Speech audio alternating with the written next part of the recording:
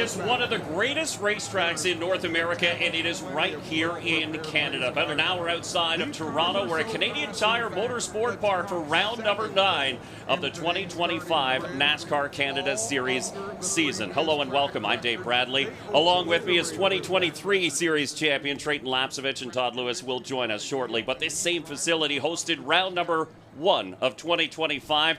Lots of drama, lots of action, and plenty of ruffled feathers at the end of that one as well. A late race pass with a little bit of contact will do that. Marc-Antoine Camirand hunted down our colleague Gary Klutt in the final laps. Gave him the bump and run in turn 3 here on the last lap. As you'll see, got around him. Gary Klutt did some dirt track, was able to save it, finished P2, and Marc-Antoine Camirand comes home with the win. I'm sure we're going to see a ton more action just like this today. Well, you're not wrong, because the bump and run has been a thing here at Canadian Tire Motorsport Park for as long as we can remember. A lot of races decided that way, including one you were involved in, right? Yeah, you got to kind of expect it nowadays, Dave. You know, the way to think about it is the other driver is probably going to do the exact same thing. These races are so hard to win nowadays. You'll see Marc-Antoine Camirand got me back only a race later at Chaudier, so that's kind of how it goes, and I feel like Gary Klutt's probably got a similar thought process today. I feel like if he's in the position where he can do that to win, he's going to do the same thing. So he's got a fast car rolling off P3, and he hopes to top the podium today. Yeah, well, a lot of time has passed since race number 1 and where we're at now in the 2025 season, and we caught up with both those drivers, Marc-Antoine Camirand and Gary Klutt, to find out if that same situation presents itself here today, will history repeat itself? Mark, in the spring race, you were running second, but at the checkered flag, you were running first.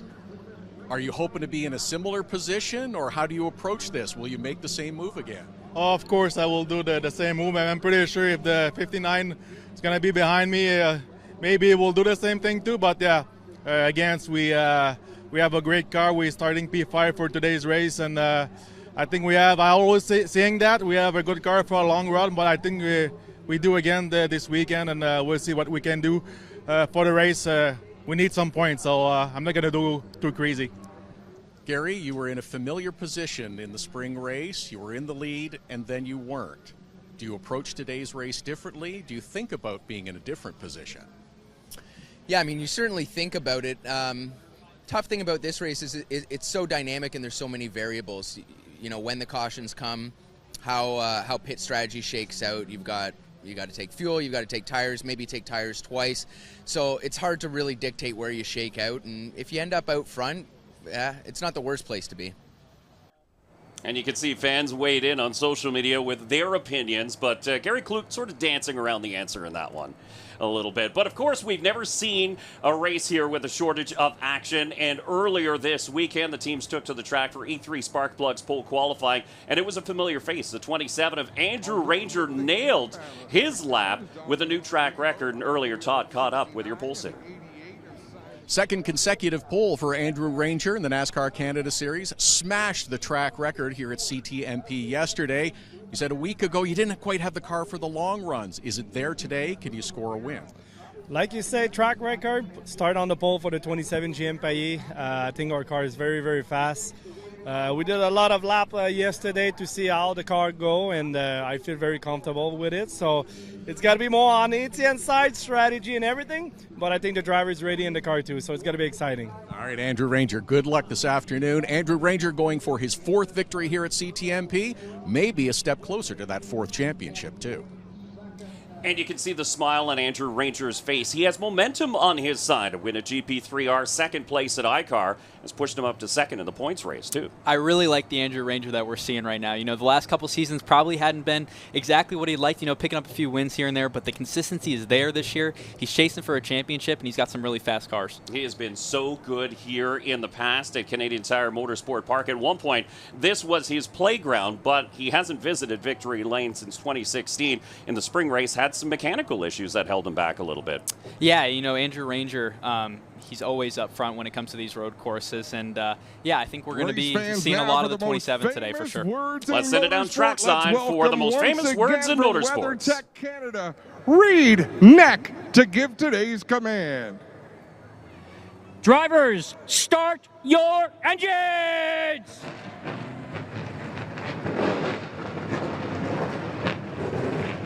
So the the engines come alive here on the front straightaway at Canadian Tire Motorsport Park. And when we return, we will have your full starting lineup and take the field to green here in the WeatherTech 200. You're watching the NASCAR Canada Series on revtv.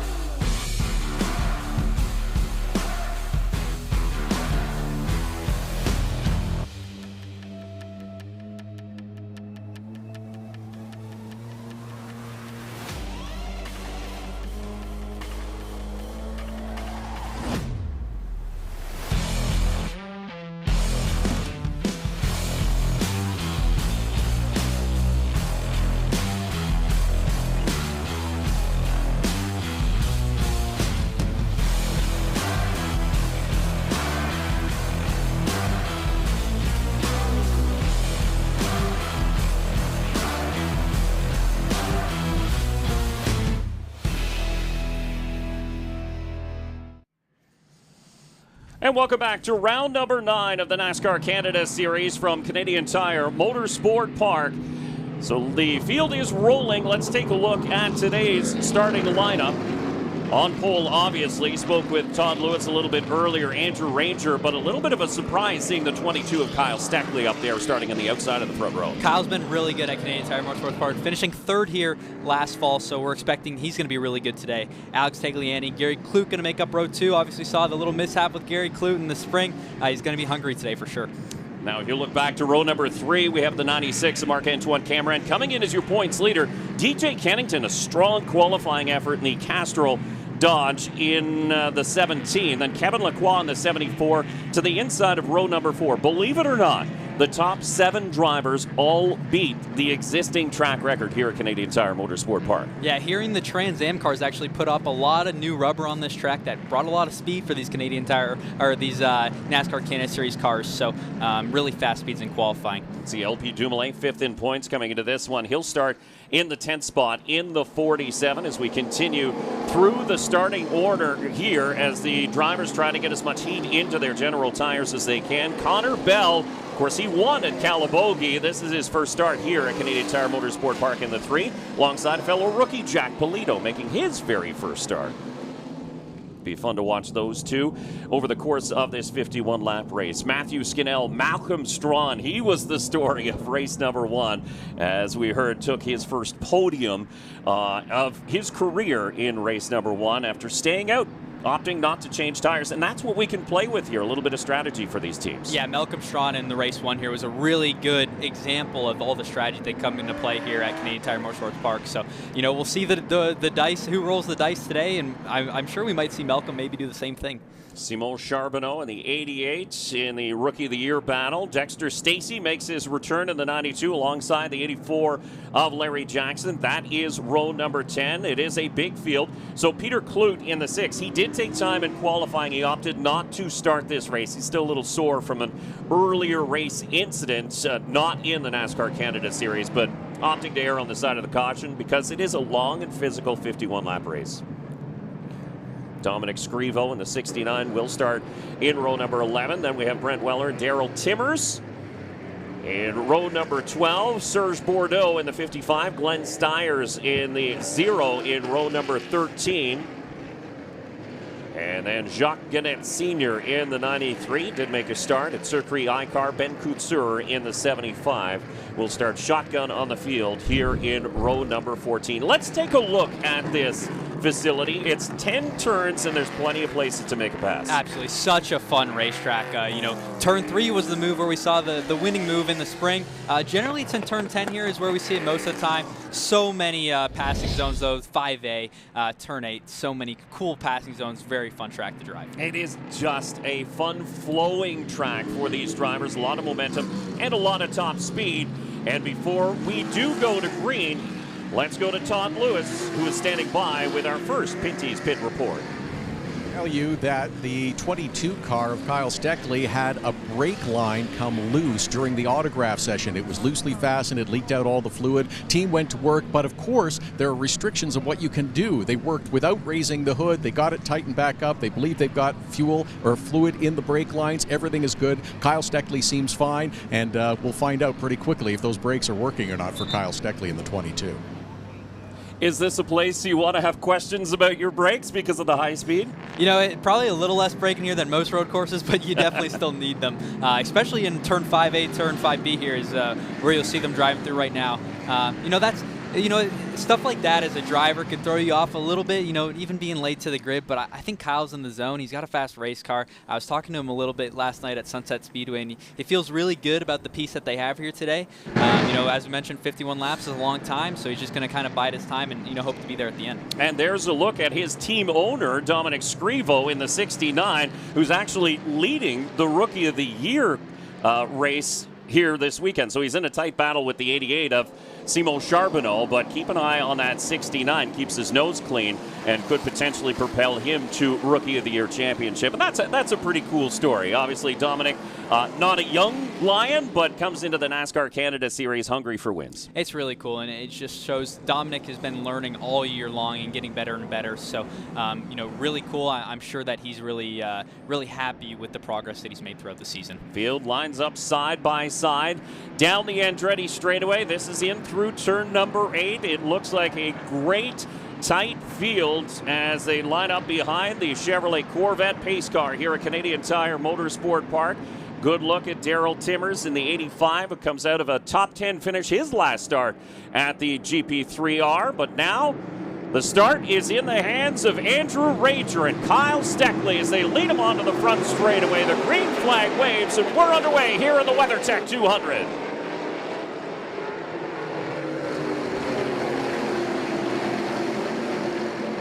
All tidy through turn number 1 for the first time, as now we start to see them get spread out single file, or do we? There's some contact into turn number 2.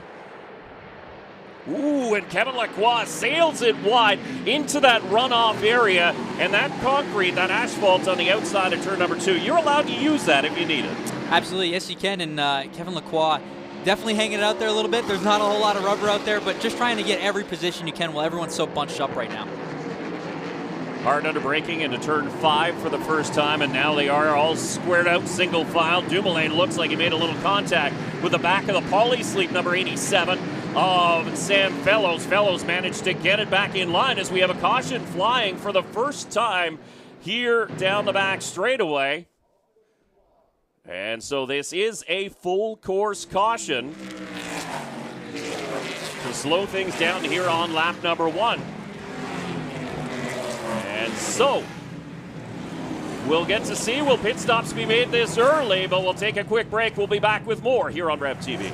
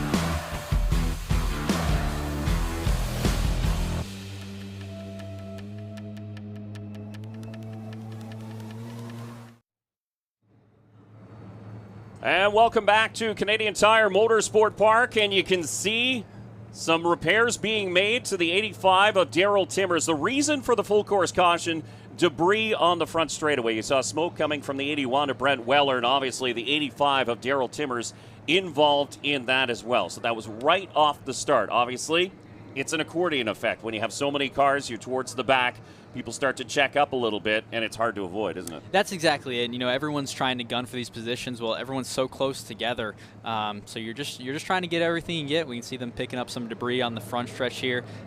Still really early, obviously, only on lap 1. It's really unlikely we're going to see anyone come down pit road unless it's for repairs, such as in the 85's case. Now, I want to give kudos to Ron Easton, the crew chief on the 85 team of Daryl Timmers. Really the brains behind the setup on that car and the great run that they had at Grand Prix Trois-Rivières. Ron Easton, very much a key member, and now he's going to work making repairs in the early going. We're at Canadian Tire Motorsport Park for the NASCAR Canada Series as we continue under a full course caution, less than a lap in.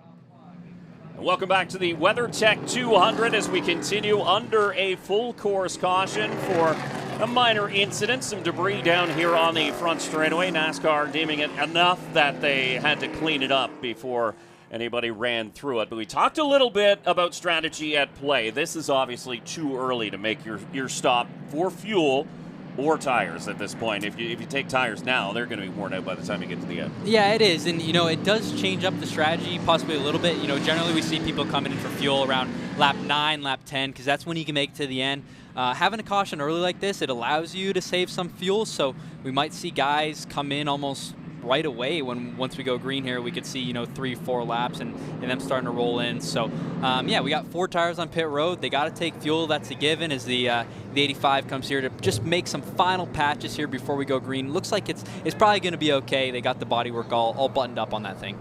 Yeah, it's just the speed down the Andretti straightaway, the back straightaway towards turn number 8 that you have to worry about, because body panels do start to flap, and that's when they're well buttoned in. So when you have them held on by tape, you have to make sure that they're well secured before they come off. But again, under caution here, there is not a lot of urgency in the pits because you do have a lot of time to work.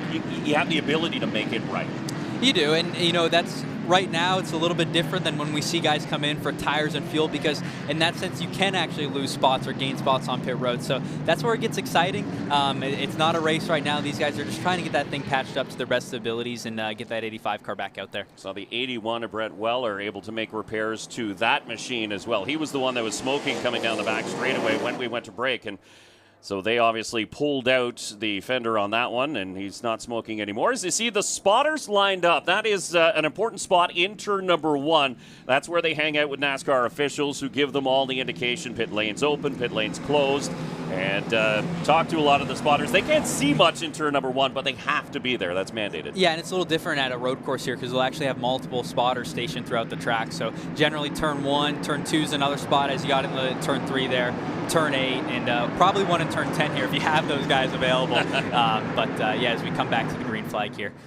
So once again, it will be Andrew Ranger and Kyle Steckley. Steckley in that Sierra Excavating number 22 up on the outside. He was able to slot in behind the GM number 27 of Ranger into turn number 1. The first time we try to start, we're back to green as the field makes its way through the Pinty's restart zone.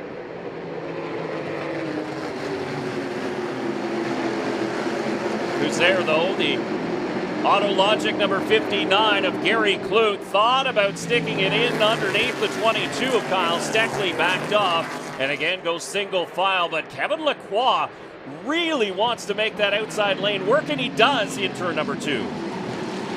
3 wide into turn 3 here. The 47 just barely going to stay on the racetrack here as they get it filed out heading into turn 4. Oh boy, Sam Fellows way to the inside. The meat in that sandwich was the 39 of Alex Gannett. Miraculously, everybody stayed straight. You see Connor Bell in that bright blue number 3 as he moves to the inside of the WeatherTech number 47 of LP Dumoulin. So Connor Bell does have some laps here in a 2-seater race car, essentially an older chassis, but he knows his place a little bit, not as much as he knew Calabogie Motorsport Park.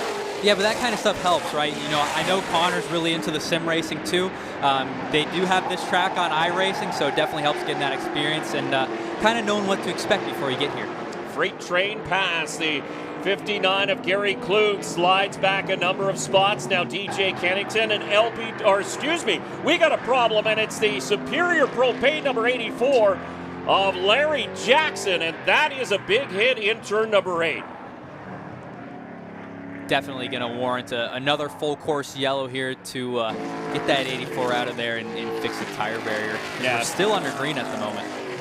So now the full course caution does come out. The stricken rack.ca Best Buy number 84 of Larry Jackson, after having some issues at Circuit iCar with an engine fire, he was out and okay, and this one is seemingly a big hit into turn number 8, down at the end of the Andretti straightaway, but we'll have another chance. There you can see.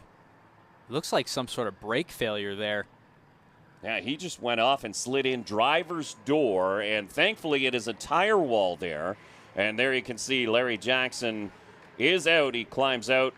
He's okay, so that is very, very good news to see the driver of the 84 out and about surveying the damage. But once again, under a full course caution in the early going here in the WeatherTech 200 at Canadian Tire Motorsport Park.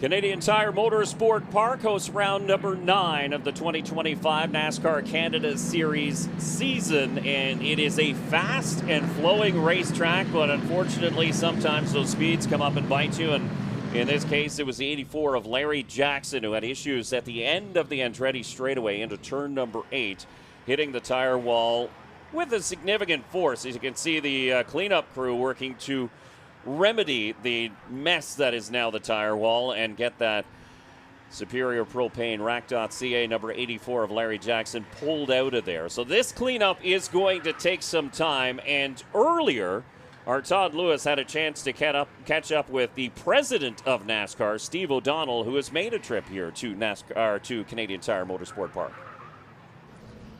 NASCAR fans will know NASCAR president Steve O'Donnell, who has come north of the border for another visit. We spoke a couple of years ago. What have you seen at this event at CTMP that has intrigued you? Well, first and foremost, we got some great weather, right? Great car count, and it's just been a really welcoming environment. I think the drivers, the car owners, a lot of enthusiasm for where the series can go in the future. Certainly some things we got to work on as a group, but I found this to be really positive in terms of opportunities if we work together, seeing the series grow in the future, which is great. There seems to be an excitement amongst fans, teams, just about everyone about the potential for NASCAR Canada. There does. NASCAR and Canada, the two really go together. Great fan base, great motorsports enthusiasm, especially when you look at the Montreal area and French Canadian. Our goal is certainly to be back here from a national series perspective, but we want to do that together with our NASCAR Canada Series. So we're gonna work really hard in 27 to try and make that happen, but continue to promote this series for sure. So those discussions are ongoing. You don't want to make an announcement today, do you? Nothing yet, but those discussions are ongoing. It's certainly a goal for us. Out of Daytona, I know Ben Kennedy and the team are working with a lot of different opportunities in Canada, but for us it would be really great for not only this series, but the fan base that we have to hopefully bring the Cup Series and make a trip up north. Steve, we appreciate your time. Good luck, and hopefully we'll see you back here with even more series in the future. Absolutely. Thanks for all you guys are doing for the series. And the fans do love NASCAR in Canada. They've come out all weekend long to support this series here at Canadian Tire Motorsport Park. And we've been blessed with great weather, and we're blessed with it again here today. Sunshine and not so warm, but just perfect racing weather. Continuing under a full course caution here in the WeatherTech 200. We'll be back.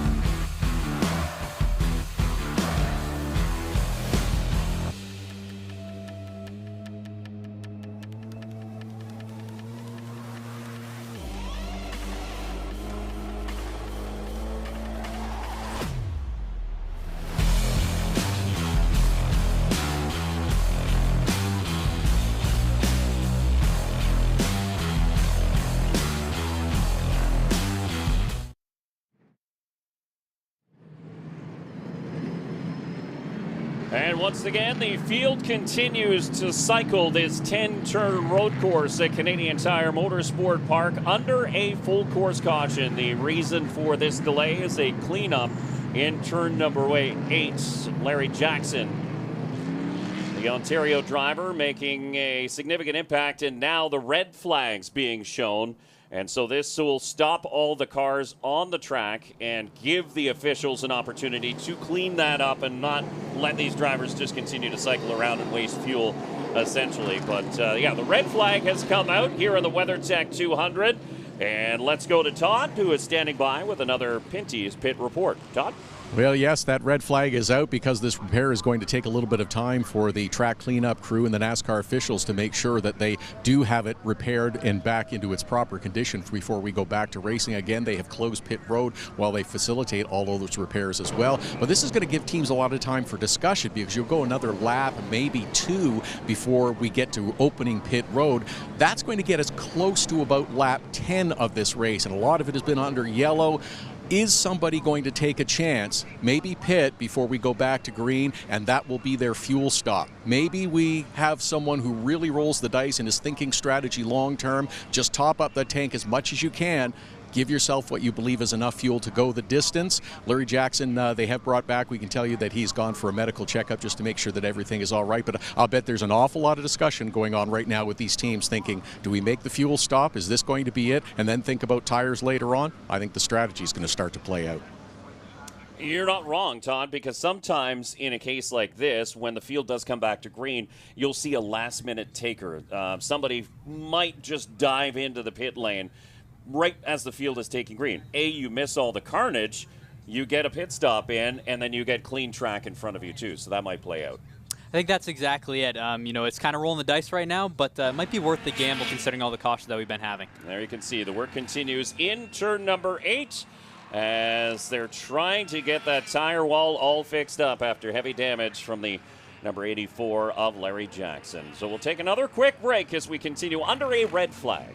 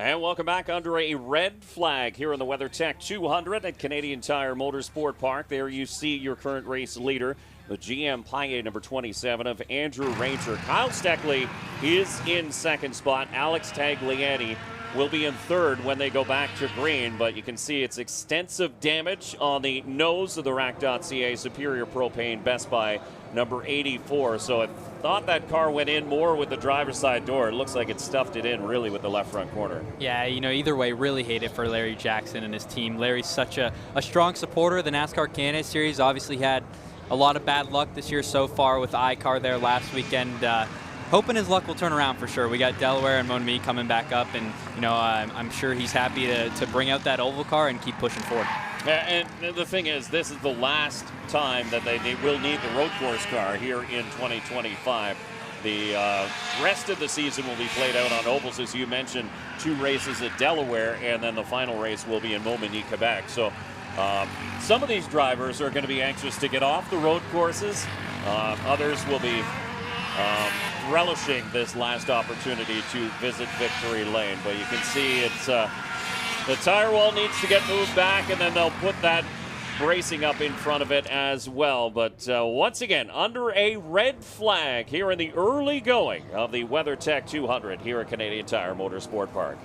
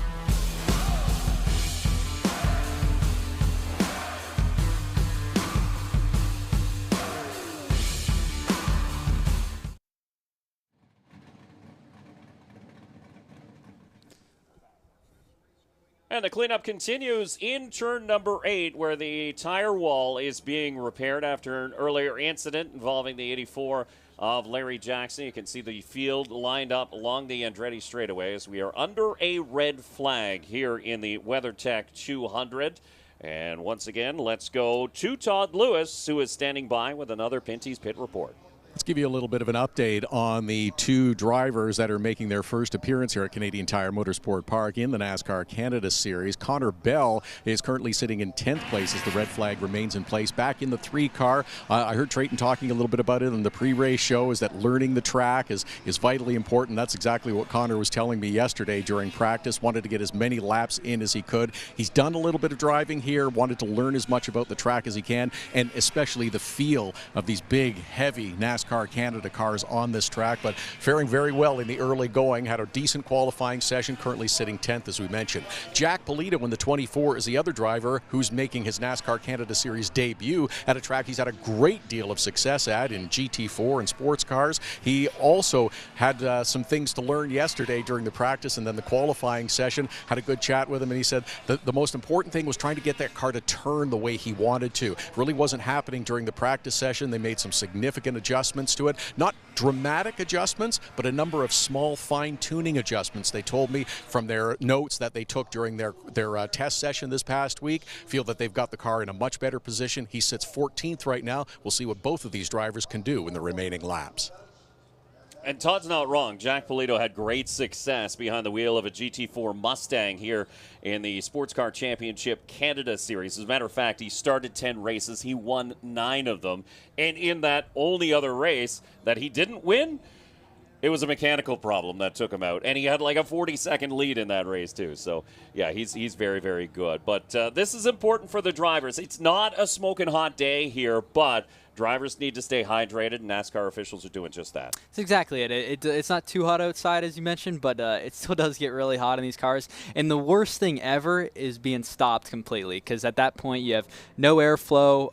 Well, the car's turned off. You can't run any of your fans, anything like that. You'll drain the battery. So this is probably worst-case scenario for a driver. But, you know, luckily NASCAR providing that water to these guys and keeping everyone cool. And there's good news. The tire wall appears to be repaired in turn number 8. So again, we are 6 laps into this 51-lapped WeatherTech 200 here at Canadian Tire Motorsport Park. We continue under a red flag, should be lifted shortly, and we'll take another quick break while we have the opportunity. So you're watching NASCAR Canada Series live on RevTV.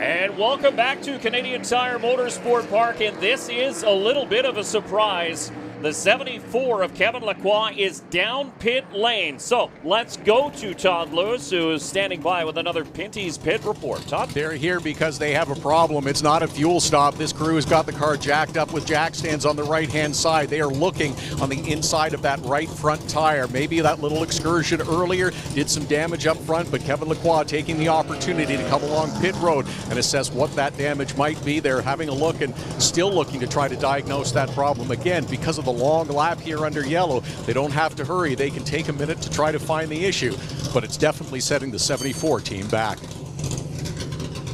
So Kevin Laqua, who came into this race 4th in points, but just 26 points out. He needed this to be one of his good races, especially with a field this large.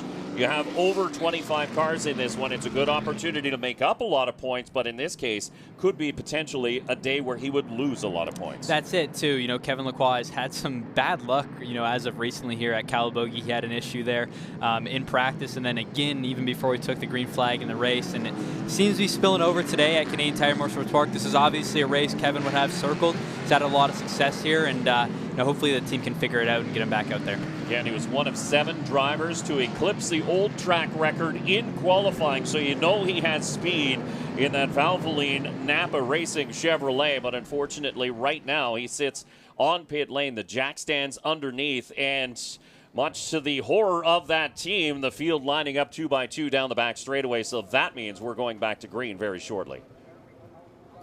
Looks like a lot of confusion on what might be the issue. Looks like they've isolated to the right front tire there. Team's diagnosing it right now and trying to make any repairs that they can on pit road there. I mean, the bonus here, it's still early in the race, so even if he does go 1 lap down, he would be in the free pass position, likely for quite some time, because it would take a while for the leaders to catch the back markers. So, again, no hurry, get it right, make it fixed, and then you have a lot of laps to try and chase down that rabbit at the front of the field, and in this case, the rabbit continues to be the 27 of Andrew Ranger. Notably, too, we noticed the 3 car of Connor Bell has dropped to the back and is currently listed in 26th position. So try and keep an eye on that. He's still on track at the front, and here again, strategy playing out. So it's Marc-Antoine Camirand, the first of the takers down pit lane. Or sorry, no, that is not. That's Matthew Kingsbury. Matthew Kingsbury in the Duro King number 9. So he'll come down for a stop as the field goes through the Pinty's restart zone, and we go back to green. Kyle Steckley, not as great of a restart as he has been these last 2. Going to let the 18 get to his right side, but Kyle's got the preferred line going in 2. So you can see the Diamond Storage number 3 of Connor Bell is up inside the top 10. As the timing and scoring had dropped him all the way to the back. That's why we were a little bit confused and saw the bright blue number 3 picked up. And here is Kingsbury. So it is a regular scheduled Gulf Fuel stop. He'll get topped up in the Duro King number 9. And now he'll have a clean track in front of him. Really gets that stop out of the way early. Well, guys are still starting to pick it up after the restart. So the idea here is that he lessens the blow, the track position that he's going to lose when he comes down for a fuel stop.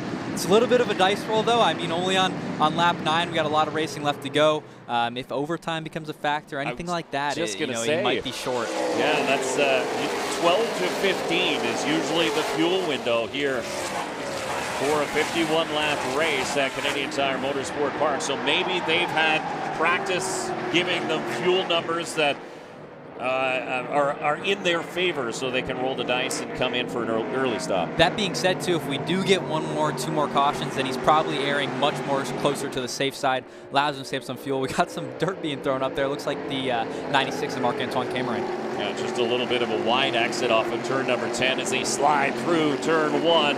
And it is the Sierra Excavating number 22 of Kyle Steckley really putting the pressure on your early race leader of Andrew Ranger in the GM Paille number 27. Here's the Excellence Chrysler number 55 of Serge Bordeaux bringing his Dodge Challenger down pit lane. And it doesn't look like the crew was expecting him to come down so early, so likely some issues underneath the hood of that 55 as the crew goes over and checks in.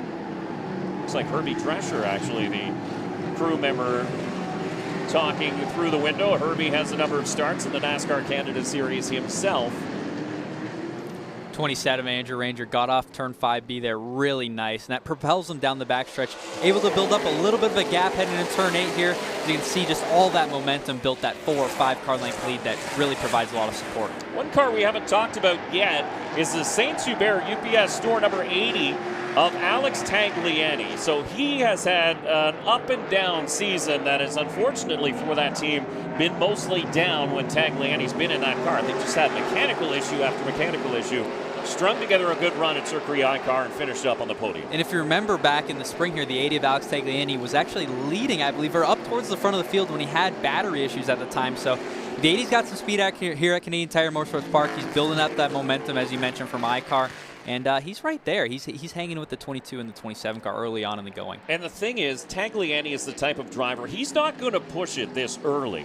You don't make your money by leading the laps early in the race. You have to maintain your equipment and make sure it gets to the end. So Tagliani will just sort of sit there. He'll keep the leaders in sight, but maintain all of the brakes that he needs to get him to the end, and that's important because brakes do become an issue. Yeah, and I will say, out of turn 2 there, you didn't see Alex Tagliani pushing all the way to the edge there. It didn't look like he was pushing that right front tire or those right side tires in general, to be honest. So that 80 car looks to be handling really well. Good look at a battle there a little bit deeper in the field. The 88 of Simon Charbonneau was involved in a dice with the number 99 of Matthew Skinnell, and just in behind was Trevor Hill making his very first start in the 48. Of course, Ron Tomlinson drove that car at Calabogie Motorsport Park. Now Trevor Hill behind the wheel, and Hill has done a lot of sports car racing, but first foray into the NASCAR Canada Series. Good to see that team branching out.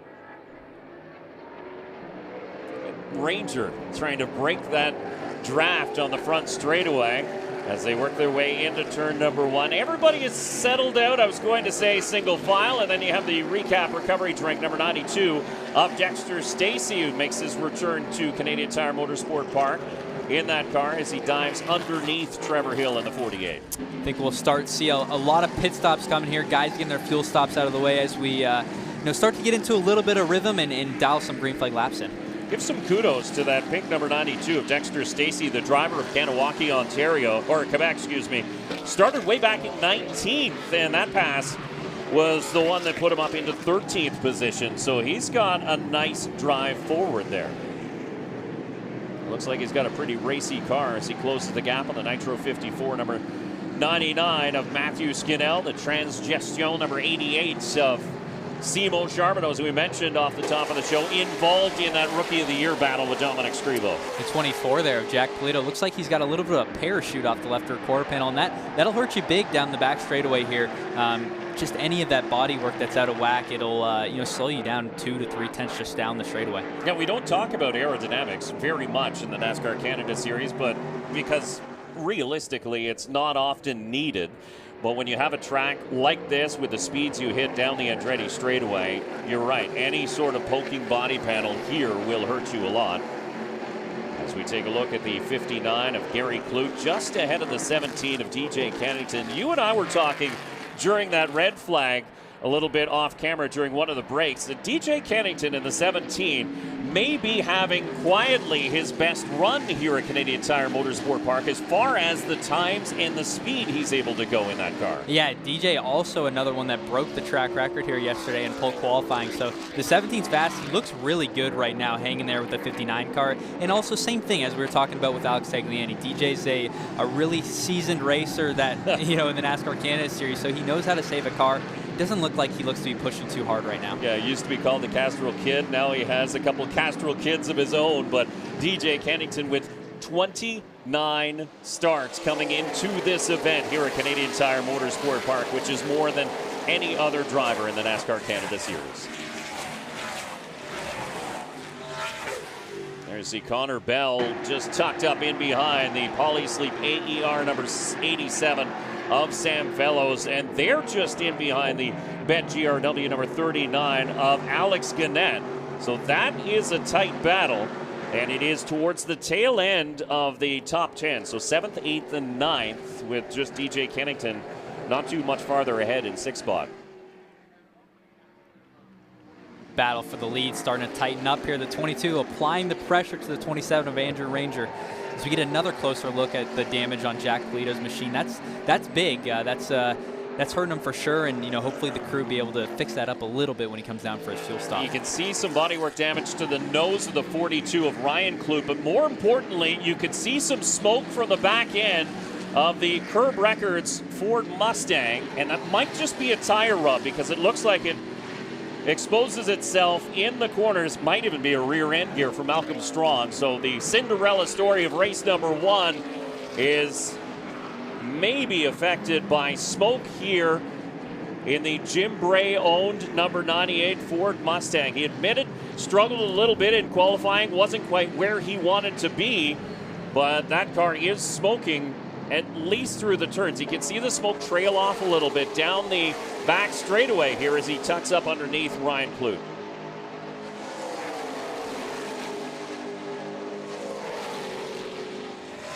Yeah, so I'm not sure if it is a tire rub. It's coming from the rear end, and that's usually an indication. And wholesale pit stops now as we hit lap number 15. You see Klutt down pit lane. DJ Kennington comes in, the 87 of Sam Fellows, and the 3 of Connor Bell. Definitely a safe time to bring it down pit road.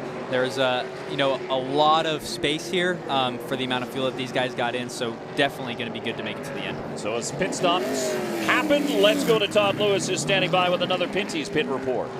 Tell you that, yes, these are scheduled fuel stops. Also, the 87 of Sam Fellows took the opportunity to make a bit of an adjustment. You guys were talking about the smoke that was coming out of the 98 car. They have come along pit road for their fuel stop. Routine service for Malcolm Strong. He's down and away, not really worrying about it. We'll wait for the next batch.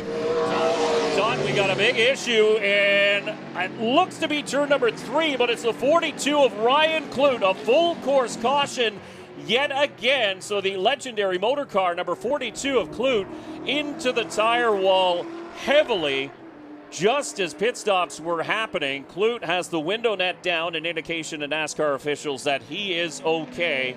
No doubt talking to his crew right now. The visor up on Ryan Klutt. He's going to get a quick drink, but that looks like a pretty significant hit to the front end of that race car.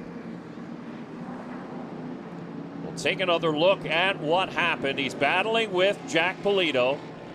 Out of turn 2. Oh, and contact. That's concrete wall. That's not even tire wall. He finishes up against the tire wall, but yeah. Looks like Ryan Klutt thought he was clear and came across the nose of the 24 of Jack Polito, and yeah, it's definitely tight there for sure. I feel like the 42 of Ryan Klutt probably expected the 24 of Jack Polito to be a little further over to the left there, but either way, huge hit for the 42 car. Yeah, there is big damage to that car. You see bars hanging down over the rear wheel. But yeah, that's the problem. And there's not many exposed concrete walls left here at Canadian Tire Motorsport Park. The track officials have obviously built this facility with safety in mind, but that is one of the locations you get it, and it's not a location you often see anybody hit in there. No, I've never seen that one before, but you can see the tire mark on the right front corner of the Polito Ford number 24 of Jack Polito, and it didn't look like he made a move to the inside. He was just holding his line on the outside. The 42 came across as they were battling hard, and they made contact, and unfortunately for Ryan Klutt. Here's another look, and watch the 24. So lots of room there. Yeah, so I think it's exactly that. I feel like the 42 probably expected the 24 to be a little over to the left. And mind you, the 24 doesn't necessarily have to be right over to the grass on the edge of it. That's kind of just the general expectation as we see Ryan Klutt hop out of the car. Really good to see that he's okay. Yeah, you can hear the crowd giving him a round of applause, and he'll be able to walk to the NASCAR trucks, and he'll head to the infield care center to get quickly checked out. But once again, under a full course caution, the third time so far here in the WeatherTech 200. We'll be back with more.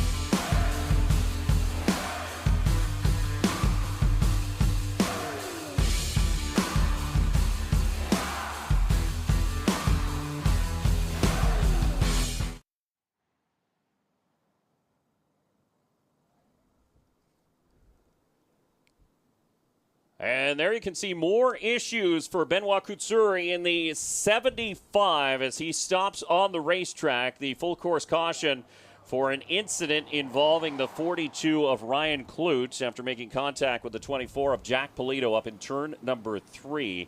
And so the cleanup continues there as Benoit Couture takes a look underneath the hood of the French Can popcorn Dodge, and the Couture team handing out free samples of that popcorn down in the paddock, so a popular place for the fans to stop by over the course of the weekend. Unfortunate for the 75 team, it looks like their event is going to come to an end early, but we talked about this now. With that group of cars that came down pit lane for that fuel stop, this caution and where it fell benefits them huge. Yeah, huge advantage for them to come down pit road before the yellow was thrown.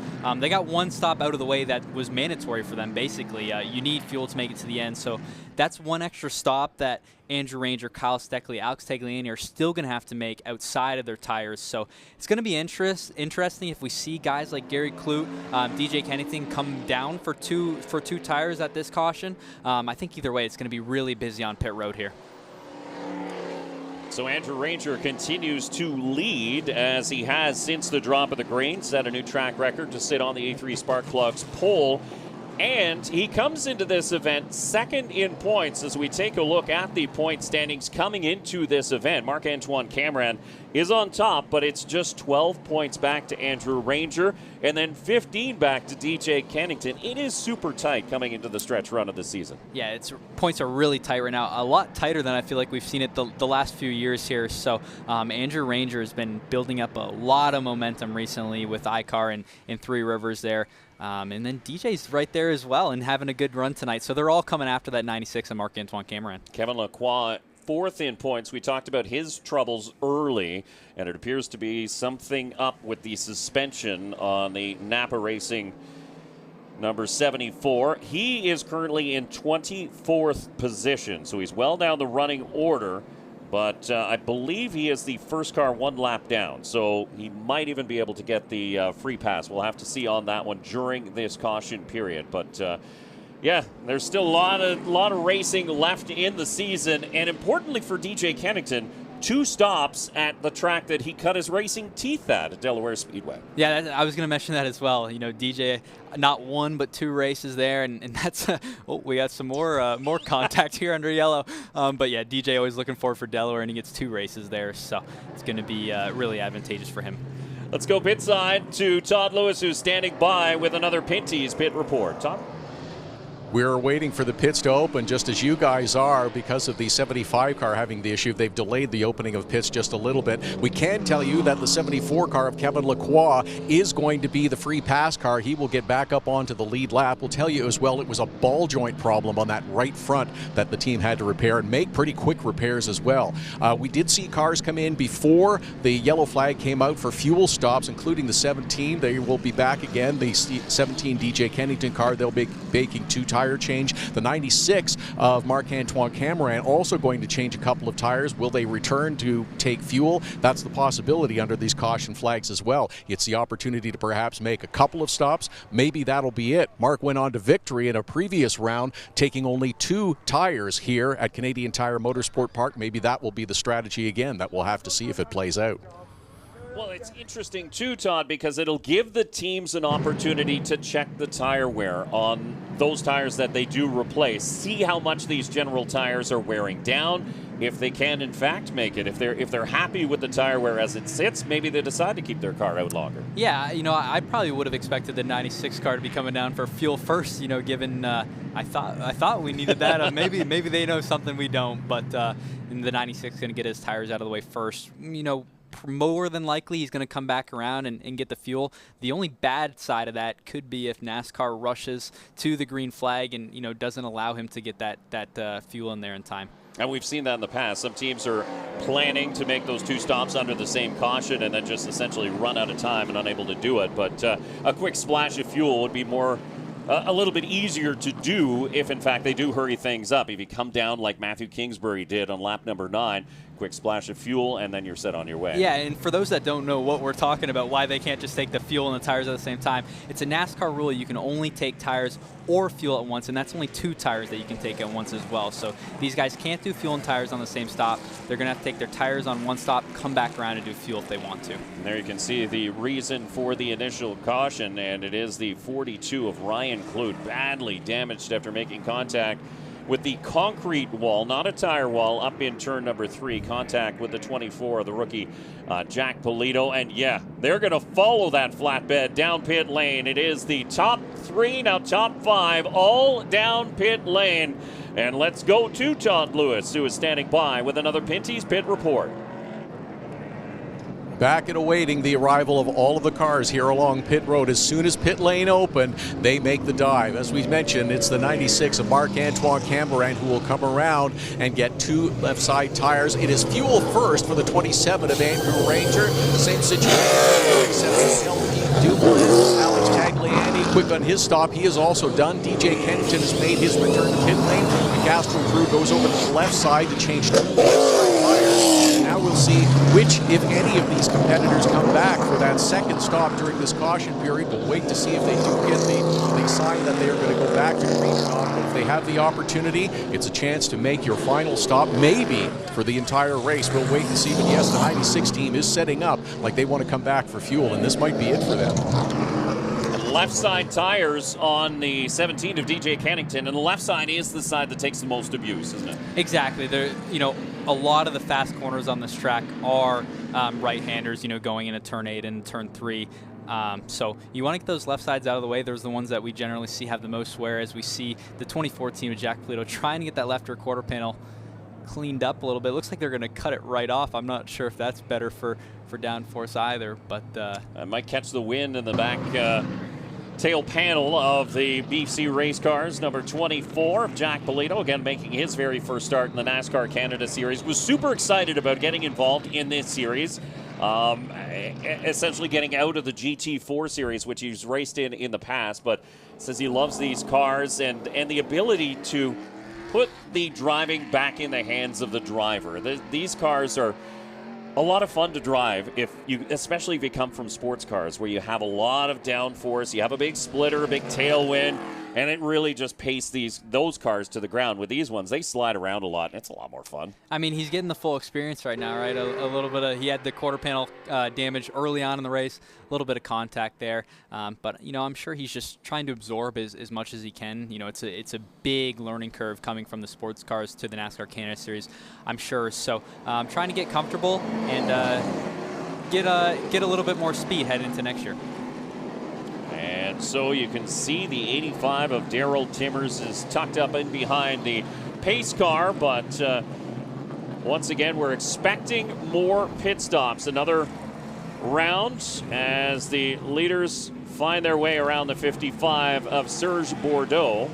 They're all lined up single file, and again, pit lane expected to be a very, very busy place as we watch the strategy play out here on lap 19. So we're coming through to complete lap 20 of a scheduled 51.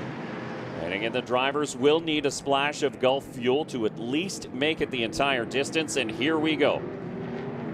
So you've got the 27 of Ranger, the 22 of Kyle Steckley, Alex Tagliani, LP Dumoulin, and the WeatherTech 47. And now the 96 of Marc-Antoine Camirand, all coming down for a second round of pit stops. And let's go to Todd Lewis, who is standing by with another Pinty's Pit Report.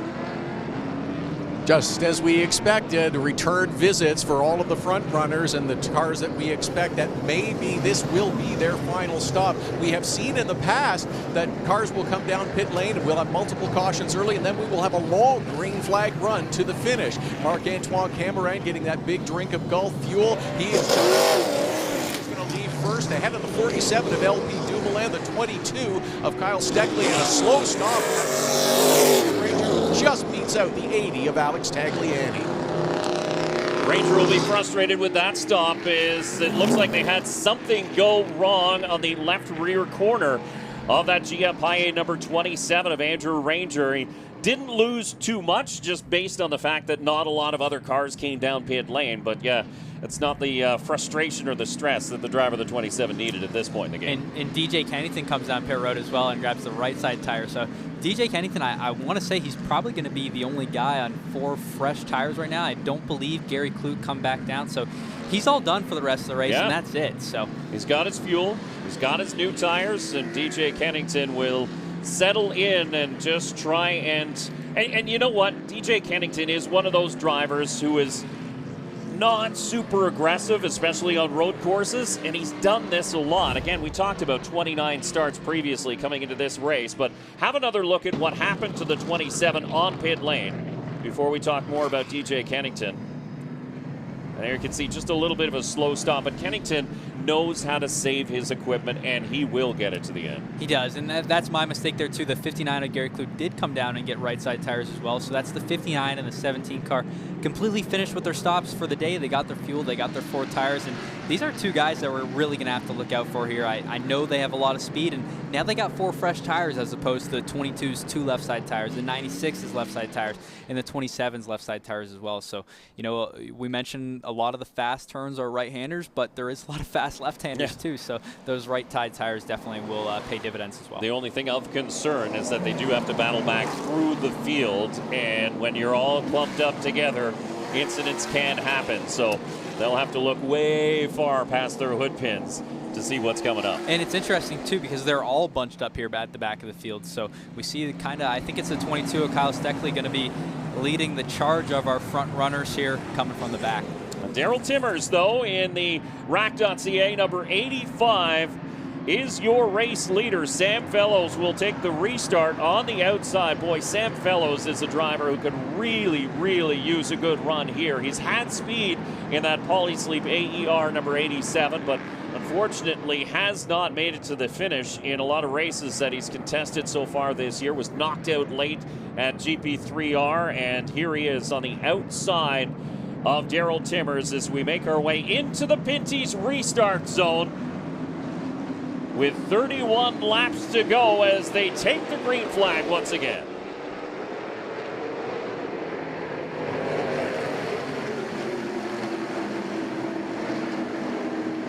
Ron Easton and crew making that repair on the nose of the 85. It's holding just fine with all that tape on the front of Daryl Timmers. But he slots down into second. Here's Malcolm Strawn in the Curb Records number 98. Alongside him, the Duro King number 9 of Matthew Kingsbury, who slides it through turn number 3.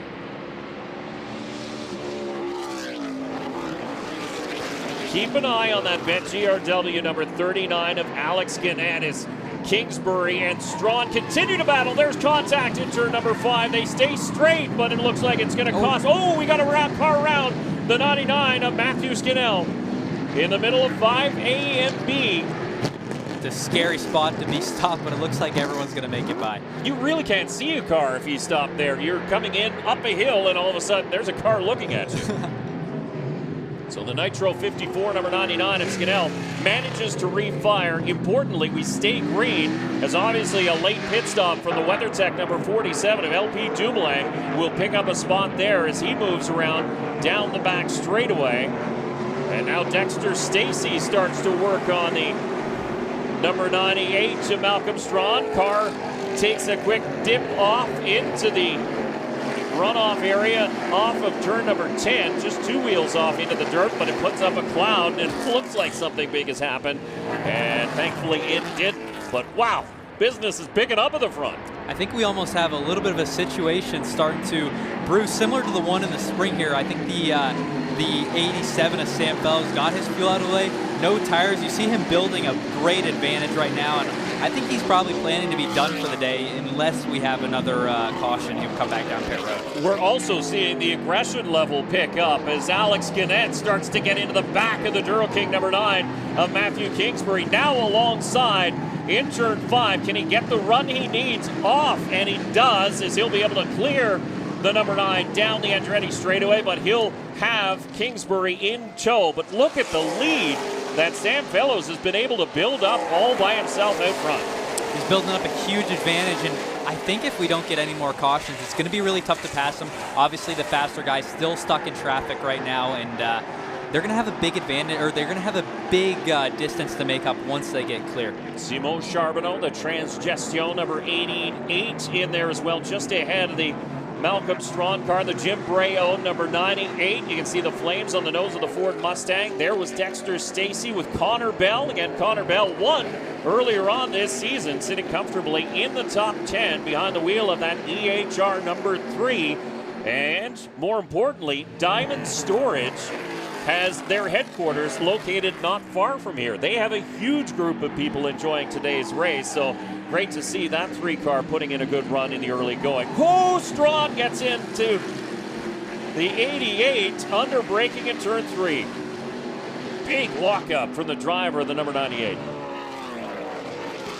I think he was expecting he was going to get the inside lane there, and then the 88 kind of cut him off the last second. Had to lock him up in another brake lock up into turn 5, so that's the thing. Once you lock him up once and you get these tires hot, it makes it that much easier to lock him up another time. Connor Bell slipping underneath the recap recovery drink, number 92 of Dexter Stacey. So driver picking up a spot, and I think that was sort of reactionary to the issues in the 98. I think Dexter Stacey backed it up a little bit, and then Connor Bell took advantage and made the move as the 74 of Kevin Laqua once again back down pit lane. And again, Todd had mentioned earlier it was a ball joint problem, but obviously Kevin Laqua, veteran of this series, visited victory lane many, many times, feels something's just not right when you have the speeds that you're playing with here at Canadian Tire Motorsport Park. It's obviously erring on the side of caution to come down pit lane. So let's go down pit road to Todd Lewis, who is standing by with another Pinty's pit report. Yeah, 8 times Kevin Laqua has been a victor here at Canadian Tire Motorsport Park. That will not happen today. We checked with the team and there was a ball joint problem, but that has not completely solved the issues with the front end for the 74 car of Kevin Laqua. Unfortunate, because during that last caution period, got the free pass, got back on the lead lap, but now of course back along pit road as those front end handling problems persist for the 74 of Kevin Laqua. Now it's about making repairs, trying to get back out and get as many championship points as you can with only 3 rounds remaining after this one.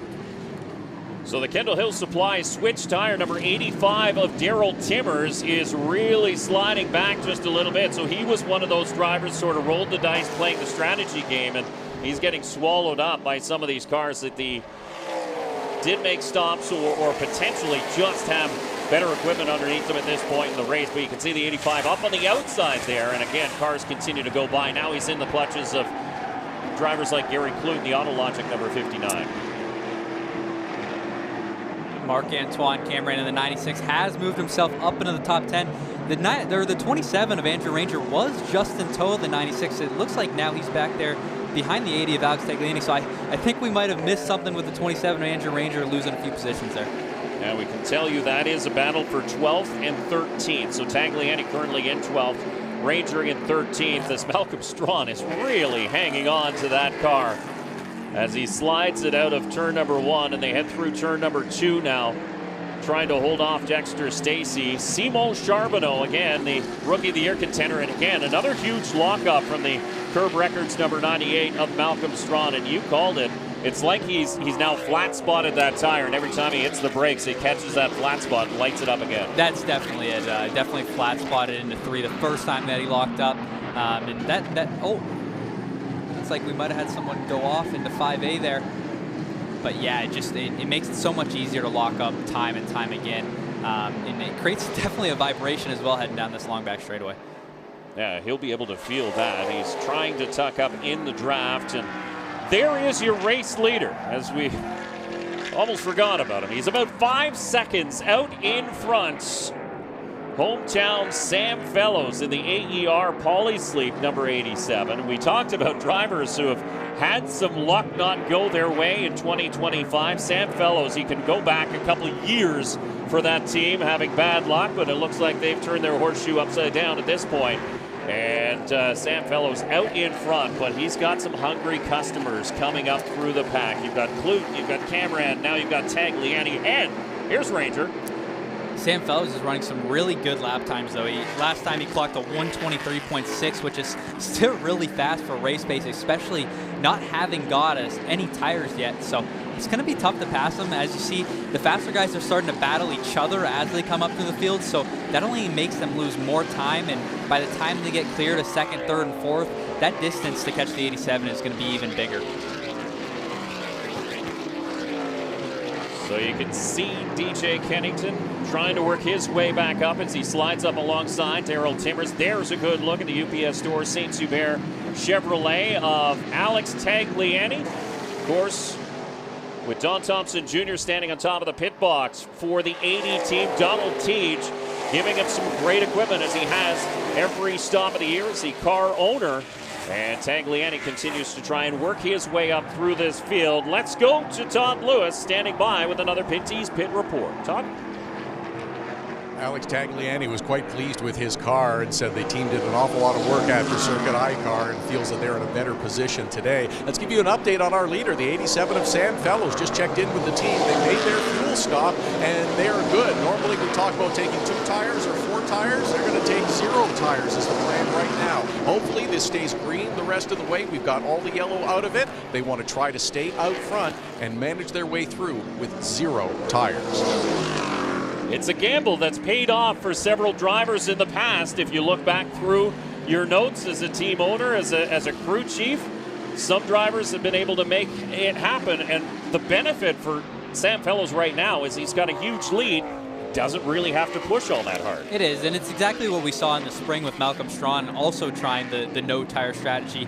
The difference here is Sam Fellows has built up a huge lead, and he's running a really fast pace, still in the 124s, high 123s, and the faster guys that took fuel, took tires, they're not really running a whole lot faster than that pace with Gary Klutt running a 1:23.2 last lap, so he's really fast as well, but he's still got a few cars to pass up to get back there. Tell you who's really fast, the 3 car of Connor Bell as he slides around the 88 of Simon Charbonneau and now puts that East Rock Diamond Storage EHR-owned Chevrolet up into the top 3. Here's another look at that pass, and it's textbook. Dive in, pass. Good under braking. Good run through turn 4 there and set him up really nice to outbrake the 88 into turn 5A. Tell you one thing about Connor Bell, and I was talking to some team members on that team, and they've had a lot of drivers come through that team here this year, including Jason Hathaway, who's been in that seat for many, many years. But what they say about Connor Bell is, first off, he's a sponge. He loves listening to feedback, and he accepts all kinds of feedback, but he's a very smart driver as well. At one point in Calabogie, the team had said, come down pit lane. He noticed that the red flag was up saying pit lane was closed. He stayed out. So that's sort of a veteran move in his very first NASCAR Canada Series race. So he's doing things that drivers with many, many years of experience would do normally, but he did it in his very first race. So they're super pleased to have him back in the car today. That's exactly it. He's aware of his surroundings, and that's what makes a great race car driver. So he's running really well again tonight, or again today, and he's got a lot of pace there. Gary Klutt and the number 9 of Matthew Kingsbury doing battle with Alex Tagliani in tow as they head down. And just love hearing the engine note from these NASCAR Canada Series cars as they head down the Andretti straightaway. Really get to wind them out, and you can hear them at full song as the Sierra Excavating. There goes Klutt, the Autologic Hoffman Plastics number 59. Dodge goes through underneath the Chevrolet of Matthew Kingsbury, and he's going to bring along the Chevy Camaro of Alex Tagliani with him. So you open that hole and you take advantage if you're following close enough. That allows Alex Tagliani to not lose as much time, having to set up that pass himself. He's able to stay in tow of the 59 car. Try and run down that 98 of or 87 of Sam Fellows. That's the ultimate goal here, but these guys still got a long way to go. Not surprised to see the battle between Kingsbury and Ranger not go that hard, as you see a little bit of contact from Kingsbury on the rear corner of the 59 of Gary Klutt, but Kingsbury and Ranger, that car, both cars prepared out of the same shop. As you see Glenn Stiers in the GSR 0 putting through his laps, but keep an eye on the WeatherTech number 47 of LP Dumoulin. So he made a late pit stop. He's been running relatively in clean air for the majority of this green flag run. So he's hoping for a late caution to bunch the field back up. But again, he's been able to run some pretty consistent laps back there, and he's let his strategy play out the way it will. Yeah, it makes you wonder what happened there. You know, perhaps the fuel guy might not have gotten all the fuel in the car. Sometimes that happens. We've had that issue before here at Canadian Tire Motorsport Park. It's one of the few races of the year where we have these live pit stops. That's when the pressure's on. The equipment's got to be working right. So who knows? I don't think that was a scheduled stop for the 47 car because it obviously set him back quite a bit. Here comes Sam Fellows, your race leader, into lap traffic. Serge Bordeaux in the red number 55 Dodge slides to the outside in turn number 3 and keeps lots of room for the leader to cycle by. As Sam Fellows, the last time by, 4.7 seconds the leader over the 39 of Alex Guinnett. Connor Bell in the 3 cars holding down 3rd spot. Simon Charbonneau and now Gary Klutt, 4th and 5th. That is the battle for 4th. Simon Charbonneau in the Transgestion number 88 does have it. You see that yellow rookie stripe. Simon Charbonneau in a battle with Dominic Scrivo for Rookie of the Year titles here in 2025. The 59 of Gary Klutt going to try and get a toe down the straightaway here and peek out into turn 8. See if he can make it happen. He's really close there. Just going to try and outbrake him here. It does leave the inside open for Gary Klutt to make a run down into turn number 8. You got to be a little bit closer or else it becomes a nail biter, and Klutt knows that, so he backs in. And he'll pick up his run likely down the front straightaway, or maybe even right here. No, lap traffic's going to play a role in that one. Yeah, and Klutt there really just trying to get in the mirror of the 88 car there. Try and see if he can make him slip up, and Gary's able to make that pass in turn 8. But right now he's going to settle in, probably try and set up a pass into turn 3 here and get around into the 4th position. Charbonneau is pushing that car because off at turn number 10, you saw him wag the tail of the number 88 as he starts to lean on the gas pedal a little bit harder, and Klutt, again, just a super smooth character here at Canadian Tire Motorsport Park, a track that he absolutely adores. And there you go. Just pick your spot, make your move, no contact, no drama, and away goes the 59 into 4th spot. Now Gary's got a lot of clean track here as everyone's really sideways trying to hold on to it there around turn 4. Boy, the 88 went for a huge slide, and that opened the door for the 80 of Alex Tagliani. Next up is Marc-Antoine Camirand. So, yeah, Simon Charbonneau has really heated up those General tires, and now he's just hoping that he can hang on to more positions. He didn't have the gap that Sam Fellows had at the front of this field. So Fellows still out in front. The last time by, though, the gap has shrunk considerably, 3.9 seconds. It was over 5 seconds not too long ago, and now it is 3.3 seconds. So the 39 of Alex Guinnett is starting to mount a charge. Yeah, the 39 of Alex Guinnett and the 3 of Connor Bell both running some really good lap times. They're in the mid 123s, whereas Sam Fellows kind of started to slow it down a little bit into the lower 124s. You'd have to imagine maybe Sam Fellows trying to save a little bit for when these faster guys start mounting a charge, but either way, definitely the 39 of Alex Guinnett and the 3 coming strong. A notable pass there. Andrew Ranger managed to get underneath the 96 of Marc-Antoine Camirand. Camirand smokes the right front into turn number 3. Thought he had an opportunity, but again, that's dangerous as he lit up the right front General Tire as he tried to make a move back underneath the 27 of Andrew Ranger. But those are 2 very, very quick cars here today. And for Ranger to slip past the 96 is a big move, even though it's not for the race lead. They're battling for 7th and 8th. Yeah, and you got to keep that in mind, too, if we do have another caution come out. Now Ranger's got that track position. He's 1 spot closer to the front of the field here. So going to be really interesting coming around this time. This is probably one of the first laps in a while where the 59 of Gary Klutt has had that clean track. So we're going to be interested to see what his lap time is. Looks like he's about 9.9 seconds back of the lead there last time by, so huge gap to make up. But if he's got the pace, there still is a lot of time here as we have the 81 off the track. Looks like in turn 3. Oh, and this could be a reason for a full course caution. Not yet, with 19 laps still to be completed. Brent Weller is going to refire the number 81 Industrial Dock Equipment Dodge, and he'll get going. That fender hanging on just by a thread.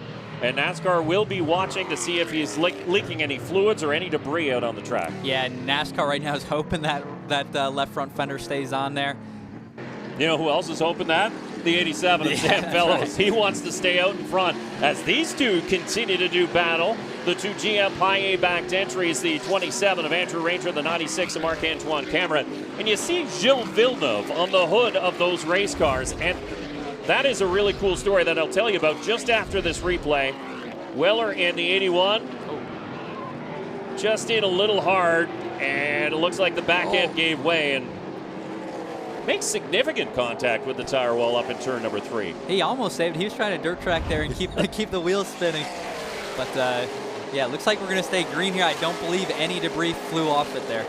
I did want to touch on the Gilles Villeneuve on the hoods of both the GM Paillet cars of Andrew Ranger and the 96 of Marc-Antoine Camirand, as the 81 of Brent Weller comes down pit lane. So that's good news, able to make his way back to pit lane on his own. But Melanie Villeneuve is the daughter of Gilles Villeneuve. She's actually here at Canadian Tire Motorsport Park. She started this initiative, so she's selling branding and merchandise of Gilles Villeneuve through a website at gillesvilleneuve.ca, but it's not just a website where you sell merch. It's got stories, it's got photos, and it's trying to keep the memory of Gilles Villeneuve alive, which is an awesome cause because Gilles Villeneuve, one of the great racers that has come out of Canada.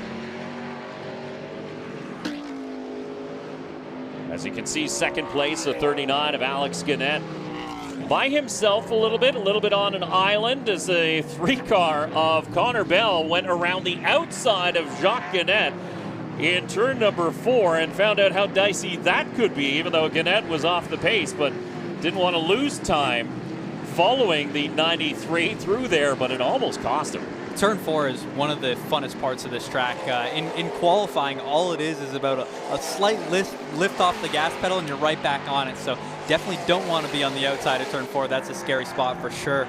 But the 3 But you're pretty much you're blind going through that corner, aren't you? It drops off and you can't even see the apex. Yes, you are as well, just because of all the elevation change. But that's what makes it fun, and that's why this track is such a blast to drive. So challenging yet so fun as the 74 Valvoline-backed Chevrolet of Kevin Laqua released once again, and he is 7 laps down to your race leader, currently in 24th. So trying to salvage something, trying to salvage some points and a respectable finish for the 74 team. And with 3 races to go after today, that's going to put him in a big hole because he came into this one 26 points back of your race leader. Yeah, and interesting here, we've been watching the times of Gary Klutt and Alex Tagliani, and we're only seeing times in the higher 123s, which isn't going to be enough to track down the 87, the 39, or the 3 cars. They're right in that realm as well. So have to wonder, maybe the tires on these other cars weren't worn down as much as we expected. Temps are a little bit cooler today. We did have those cautions early on, so we ran 6-7 laps under yellow, which obviously doesn't hurt the tires at all. No, and we had a couple cool down sections too with red flags being shown. So that gives the General Tires an opportunity to really cool down and potentially extend their lifespan. So Sam Fellows still out in front. There will be 16 laps to go as they cross the stripe. Alex Guenette, who had caught him by about 2 seconds, has now sort of held that gap at about 3.1 seconds as Marc-Antoine Camirand continues to hound the 27 of Andrew Ranger. Here goes Camirand on the inside of 10. Again, lights up that right front tire, but he will make that pass and take over again the spot, and that is 6th position going to the GM Paillet number 96, and most importantly, your points leader coming into this one at 2nd place in points, now behind him. Yeah, each position is 1 point, so these points matter when it gets to the end of the year. It can be 1 point that is the decisive factor there, so definitely big for the 96 car, and that's 1 point for him, 1 less point for the 27. Yeah, Ranger has led some laps here today, so that'll be bonus points for the 27 team, and as you get to the point where you get to lead the most laps, it looks like the 87 of Sam Fellows comfortably still out in front, about 2.9 seconds ahead of the 39 of Alex Guenette, so he's gunning for those most led lap points, but still, the 96 of Marc-Antoine Camirand, the 27 of Andrew Ranger, trying to work their way back up towards the front. But it's a long road to hoe at this point. Yeah, another point I want to touch on too is we have seen time slow down to kind of what we would notoriously see at Canadian Tire Motorsport Park on a green flag run. You know, we're in that 124 range, which is normal, and obviously a lot different than what we saw yesterday in pole qualifying where Ranger hit a 120.9. So part of that is, you know, we heard that the Trans Am rubber was what made these cars so much faster, but what happens is as we run more laps, we start to pick up that Trans Am rubber and pull it off the track, and now we lay down that General Tire rubber. So cars, and that changes the handling of these cars as well. So not really something that guys could foresee, maybe make some adjustments for during the race, but that's potentially why we've seen guys fall off and maybe these front runners earlier in the race lose some speed and not be able to close these gaps. And we can tell you that Gary Klutt, Alex Tagliani, Marc-Antoine Camirand, they're turning a 124.1, 124.0 compared to Sam Fellows, a 124.3. So a couple tenths of a second quicker than your race leader, as could be expected at this point. But with 15 laps to go, time is not necessarily on their side. Let's go down once again, pit side, to Todd Lewis, who is standing by with yet another Pinty's pit report. Well, yeah, I think one driver that's happy to see the end of the road courses is Larry Jackson. Had some troubles at GP3R, had some troubles at iCar, and had troubles again today. Happy that you're okay. Take me through what your view was. Thank you. My pride's a little broken right now. End of the straightaway there, I looked down at my tachometer. I had a little flutter in the motor. I just want to make sure the RPM was fine. Put a little extra rear brake in it, missed my mark by a couple feet, and went along for the ride. Unfortunately, the Rock.ca and Superior Propane car is broken. It's been a tough year. My other car burned up last week. This car's broken. We got another third car all ready for a Delaware race. Hopefully she finishes the year off fine. So thank you, everybody. And yeah, my pride's broken. Gladly that Larry is okay, and happy to be back for a couple of oval races in a couple of weeks. Pride broken, but a smile still on the face of the driver of the 84, Larry Jackson. Again, that's typically the way you see him in the paddock here at a NASCAR Canada Series race. That's right. Larry always with a smile on his face, and you know, like you mentioned, pretty happy to move on to Delaware for sure and get that oval car back out there. Gary Klutt in the Autologic number 59 getting a good look at that car. He slid it out of turn number 8, and I thought I saw a whiff of smoke coming out of the back of that Dodge. It didn't look to be too heavy. Have another look. It might have just been tire smoke as he was just getting on the go pedal a little bit heavier, trying to catch that man, your race leader, the 87 of Sam Fellows, in that throwback design. He's been running that at road courses throughout the 2025 season, but it is a throwback because his father, Ron Fellows, ran that in the Trans Am Series here many years ago, so it's cool to see it back out in front. Yeah, it's a really nice looking car, and it's fast as well. That 87 car's got a lot of speed here, and still holding a really good lead. He's got about 2.5 seconds over the 39 Alex Gannett, and he seems to be holding a pretty good pace right now with 13 laps to go. Do want to give a thanks to Miles Brandt, Ron Fellows, and the entire crew here at Canadian Tire Motorsport Park. Again, it is a crown jewel of motorsports here in Canada, this facility is, and once again, it's top notch into this weekend, and we have another problem, and it's a 98 of Malcolm Strawn, the Jim Bray-owned Curb Records Ford Mustang, is in the tire wall and heavily damaged. He's trying to back out, and he's unable to. Yeah, I think it's in there pretty good. It's definitely going to bring out another full course yellow, not what the 87 of Sam Fellows want to see as we see the yellow flag officially come out. So another full course caution with 13 laps to go. And trying to find the corner for that one. Turn 9. Yeah, it looks like it is turn 9. So that's not a place that you would normally go in. No, it is a little bit, odd coming out of turn 8. Sometimes you can get a little bit sideways dancing in turn 9. There is a downshift involved there as well. So potentially a bit of wheel hop. We'll have to see if we can get a replay here. And remember, earlier on, he really locked up that right front tire and then continued to lock it up as it flat spotted. So we saw smoke from that, potentially a failure of the right front tire, which would affect that as well. That's exactly it too. That right front tire could have finally given out. Let's have another look at what happened. So he's fine through turn number 8. We've seen that smoke pretty much all race, and went to turn in, and yeah, it does look like the front end is down a little bit, so a failure of the right front tire is likely, possibly some suspension damage too. So you can see the window net is down. So Malcolm Strawn has now given up trying to back that car out of the tire wall and get it back to the pit lane. His day is obviously done early. So race number 1 of the 2025 season. Everybody was talking about Malcolm Strawn and Jim Bray, and what a Cinderella story that one was as he held on for his first podium and the team's first podium. And unfortunately, this day is going to end much, much differently for Malcolm Strawn. Still Sam Fellows out in front of the WeatherTech 200. We'll take a quick break.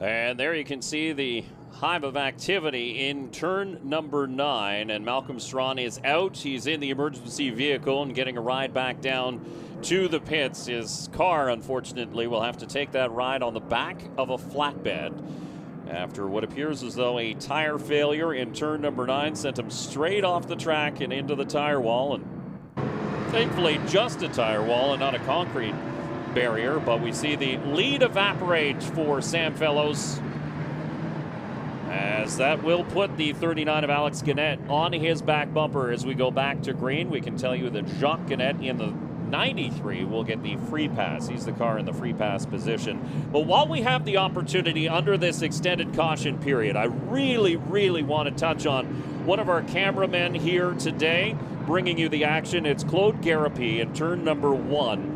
He has been a long-time race videographer, and as a matter of fact, he is shooting his very last NASCAR race here today after 50 years behind the lens. And I've worked closely with Claude for the last several years. Not only is he a great shooter, but he's a great teacher as well. And there is Claude Garapy. A big wave and a congratulations on a stellar career, and definitely one of the finest motorsports cameramen that we have on our team and anywhere in the country. As a matter of fact, his son Dean is picking up the slack. So he is shooting pit lane with Todd Lewis here today. So hats off to Claude Garapy, and we wish you well in the future. And we'll miss you here at the track, too. He's just a great guy to be around, and a perfectionist, too. He makes sure everything is running like a top. And while we have this opportunity as well, director Jim Marshall in the truck celebrating 50 years of directing motorsports. So yeah, we have a seasoned crew bringing you all the action, and tip of the hat to everybody who's working on our crew here today in the WeatherTech 200 at Canadian Tire Motorsport Park. Good look at the Bolton GM number 69 of Dominic Scrivo, and again he leads the Rookie of the Year points, so going for the Johnston's Rookie of the Year award here in 2025. And we can tell you Simon Charbonneau is his closest challenger. Simon Charbonneau is inside the top 10, running in 9th spot. Dominic Scrivo currently in 19th, but remember Charbonneau stayed out during that pit stop exchange and was hanging on after a lot of the faster cars started to pressure the Transgestion number 88, so anything could happen at this point as the field continues under a full course caution, the cleanup continuing in turn number 9. obviously hate to see that lead evaporate for the 87 of Sam Fellows, but I think it's important to mention that this isn't over for the 87 of Sam Fellows at all. He was running some really good lap times there, and really, I don't know if the 59 of Gary Klutt or the 80 of Alex Tagliani were as quick as we expected them to be, given that tire advantage that they had. So, I feel like the 87, the 39 Alex Canet, and the 3 of Connor Bell were all really fast, and I think it's going to make that really tough for these other guys to get by them. Yeah, we were looking at the lap times while they did all sort of have clean air, and Sam Fellows had backed it down a little bit. He was running about 0.2 of a second slower than Gary Klutt, than Alex Tagliani, Marc-Antoine Camirand. So keep in mind, those cars have all stopped in for their service. Gary Klutt has 4 brand new General tires, or at least newer General tires, and he wasn't able to close the gap that much. You're right, he wasn't closing as quickly as we thought it would. Let's head down to Todd Lewis, who is standing by with another Pinty's Pit Report. Todd? Let's see what this is going to set up and develop for these closing laps. We're going to be under 10 laps to go. We've got the 87 of Sam Fellows. His team just told me it is what it is right now, so it doesn't sound like they're coming in for fresh tires. Looks like we'll get 2 tires on the 80 of Alex Tagliani and the 3 of Connor Bell. Will that be enough to help propel them forward? Will the drivers that took 4 earlier, the 59 of Gary Klutt, the 17 of DJ Kennington, the 47 of LP Dumoulin, will they have a benefit from having 4 tires, or will those with only 2, like the 96 of Marc-Antoine Camirand and the 27 of Andrew Ranger, will they be the ones that benefit? Got to wait till the closing laps to see how the strategy plays out. Well, and Todd, you mentioned pit stops. Now is the time for these pit crews to be absolutely perfect. At this stage in the race, 10 laps to go. You can't afford a slow stop, and you can't afford lost positions on pit lane. I think it's interesting here, the 80 car coming down and the 3 car Connor Bell as well. I mean, I feel like they're probably expecting a lot of the field to pit behind him, as we see a happy fan here perched up on the top of his motorhome. But no, it's interesting for sure, because they have that track position. You wouldn't want to lose that track position coming at 10 to go. But that being said, a lot of the field has only taken fuel. So I feel like, it's a really safe bet that we could see a lot of guys come down and get tires. You can see a bunch of different aspects and places you can watch all of today's action. This is up in turn number 5, but just a beautiful day to bring you the WeatherTech 200, and we're getting down into the final throes of it. We'll take a quick break and take you to the end here at Canadian Tire Motorsport Park.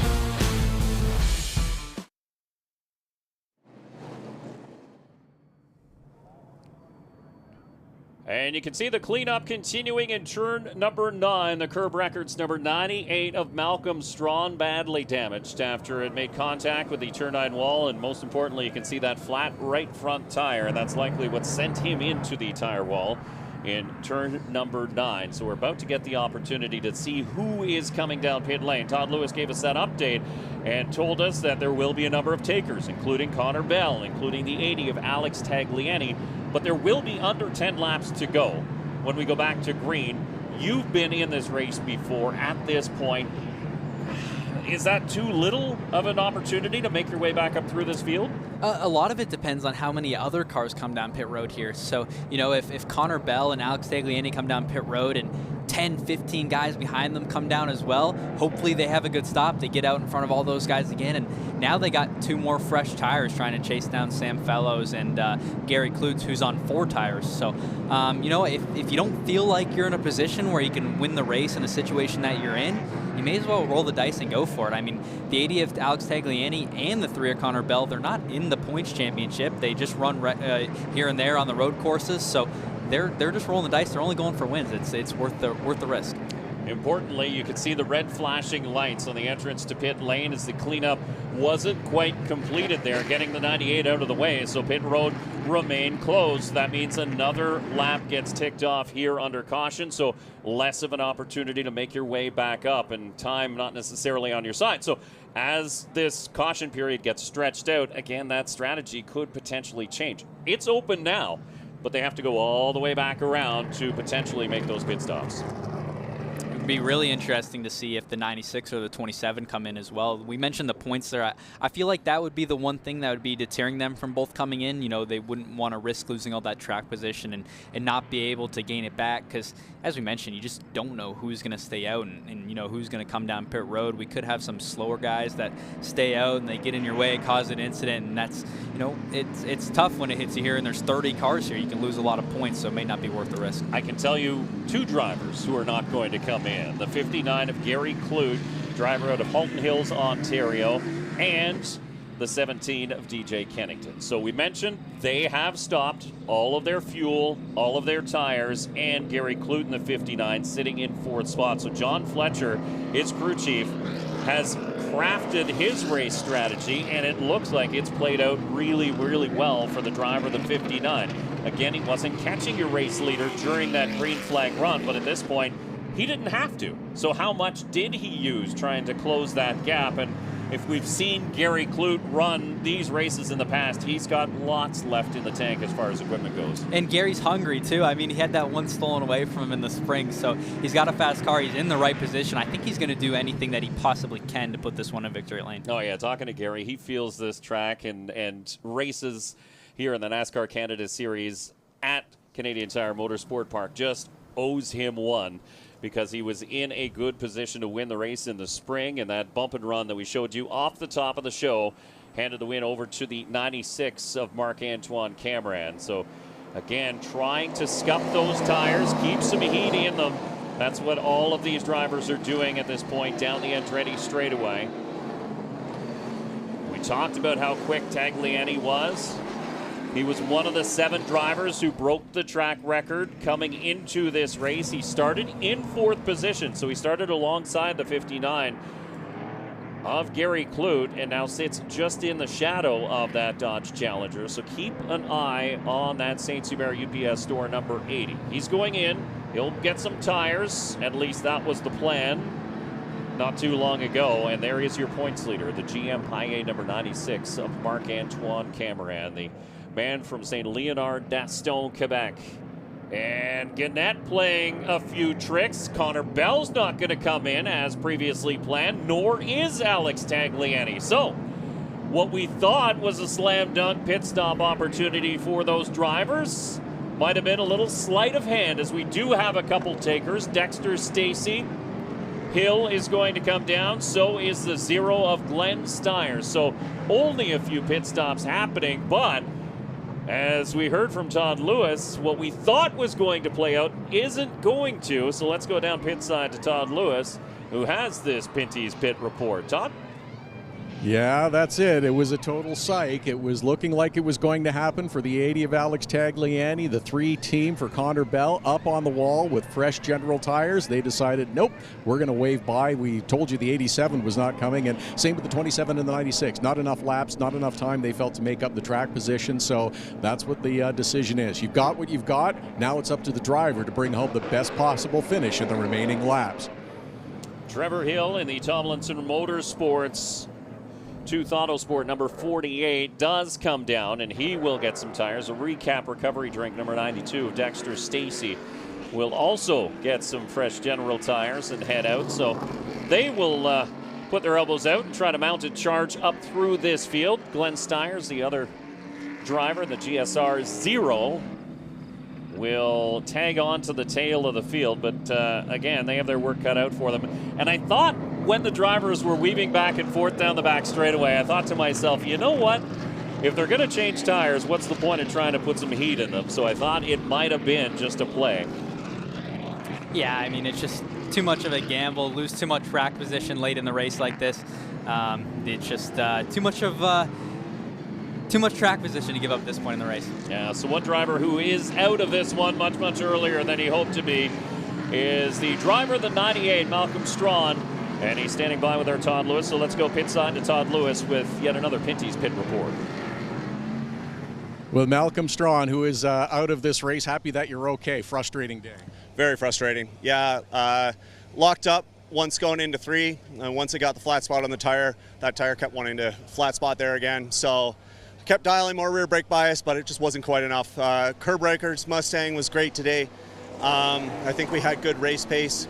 Lost a few on the restarts there and got shuffled around a bit, but after that lockup, dealing with the flat spot, it just wasn't our day. Finally, Polito was going around the outside of me, and I locked up just that last little bit going into 8, gave me the flat tire, and then going into 9, I felt it was down, and then nothing I could do from there. Malcolm was along for the ride after that. Glad he's okay. As we get set to go back to green flag, we'll see how this one shakes out. Field lines up 2 by 2. There will be 7 laps to go when we cross the stripe under green. It will once again be Sam Fellows and Alex Gannett. Who has enough left?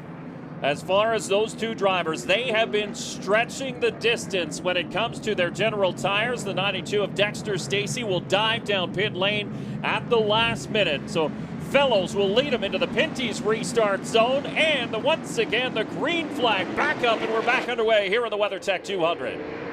Really good restart for the 87 of Sam Fellows. He's able to get clear into 1.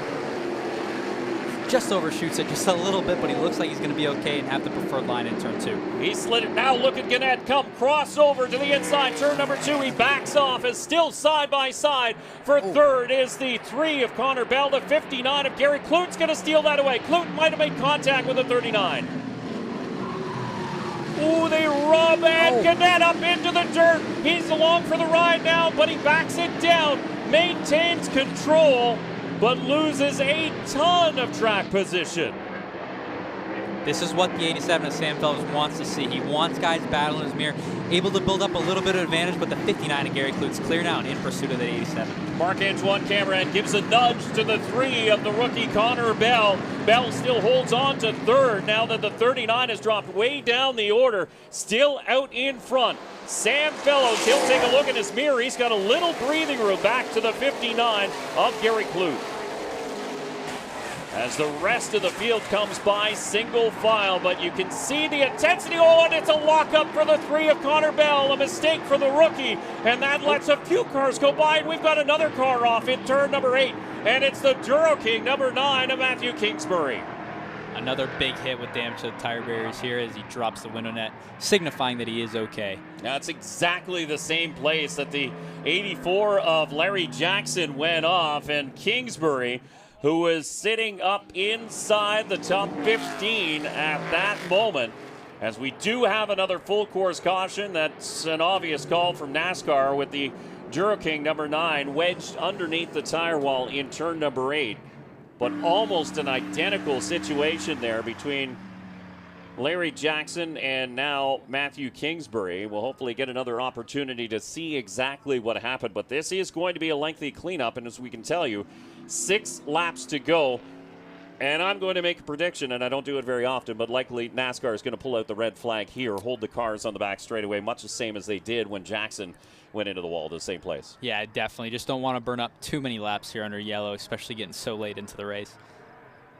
So Kingsbury was one of the drivers who made a very early pit stop and came in to pick up some Gulf fuel. And you can see him pulling off the helmet inside the car before he gets out. The emergency team here at Canadian Tire Motorsport Park quick to get there. There's the lockup from the 3, or just the miss. It was a lockup actually from the 96, but just a missed apex from the 3 of Connor Bell, and Huge hit. Yeah, just in behind was where the 9 went in, and it looks like he just missed his apex too and couldn't hang on. But started out as a good day for the number 9 of Matthew Kingsbury, qualified in the 15th position. He looks back in disappointment to his car that is now wadded up into the tire wall here in turn number 8. But Sam Fellows, who had a great restart and opened up a bit of a gap, will now have the field right on his back bumper. And the next time we go back to green, we'll take another quick break here from Canadian Tire Motorsport Park.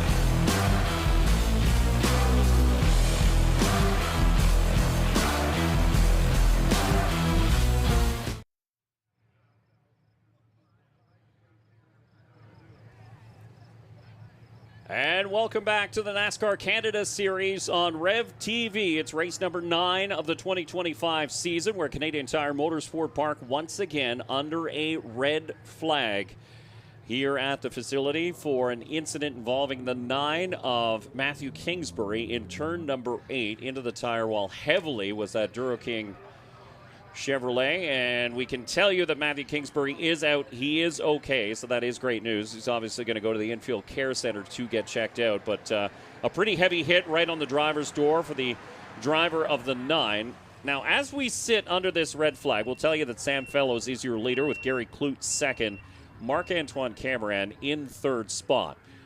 But let's look at the big picture for 2025 and the points championship. So Camirand is sitting in a very good spot, sitting in third spot right now.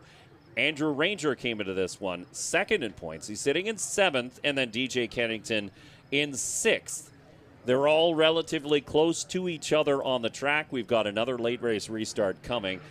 I don't think it's safe to count out either Ranger or DJ Kennington at this point. No, not at all. And going back to Marc-Antoine Camirand, too, I feel like in this case he's got to be really smart. He knows the 59 of Gary Klutt maybe looking to get back to him from the spring there. So I think the 96 got to be careful what he does. You can lose so many points here, and that's going to be tough going into 2 races at Delaware and Monami to finish off the season. DJ is going to be quick at Delaware. Ranger's always really good too. So it could tighten up the points battle, whereas right now Marc-Antoine Camirand is in a position where he can extend that points lead a little bit and give him a bit more cushion heading into the final 3 races. And so we continue under the red flag. Another opportunity to have maybe a nice cold refreshment for the fans as we get set up for the final run to the finish here in the WeatherTech 200 with Sam Fellows, your leader right now.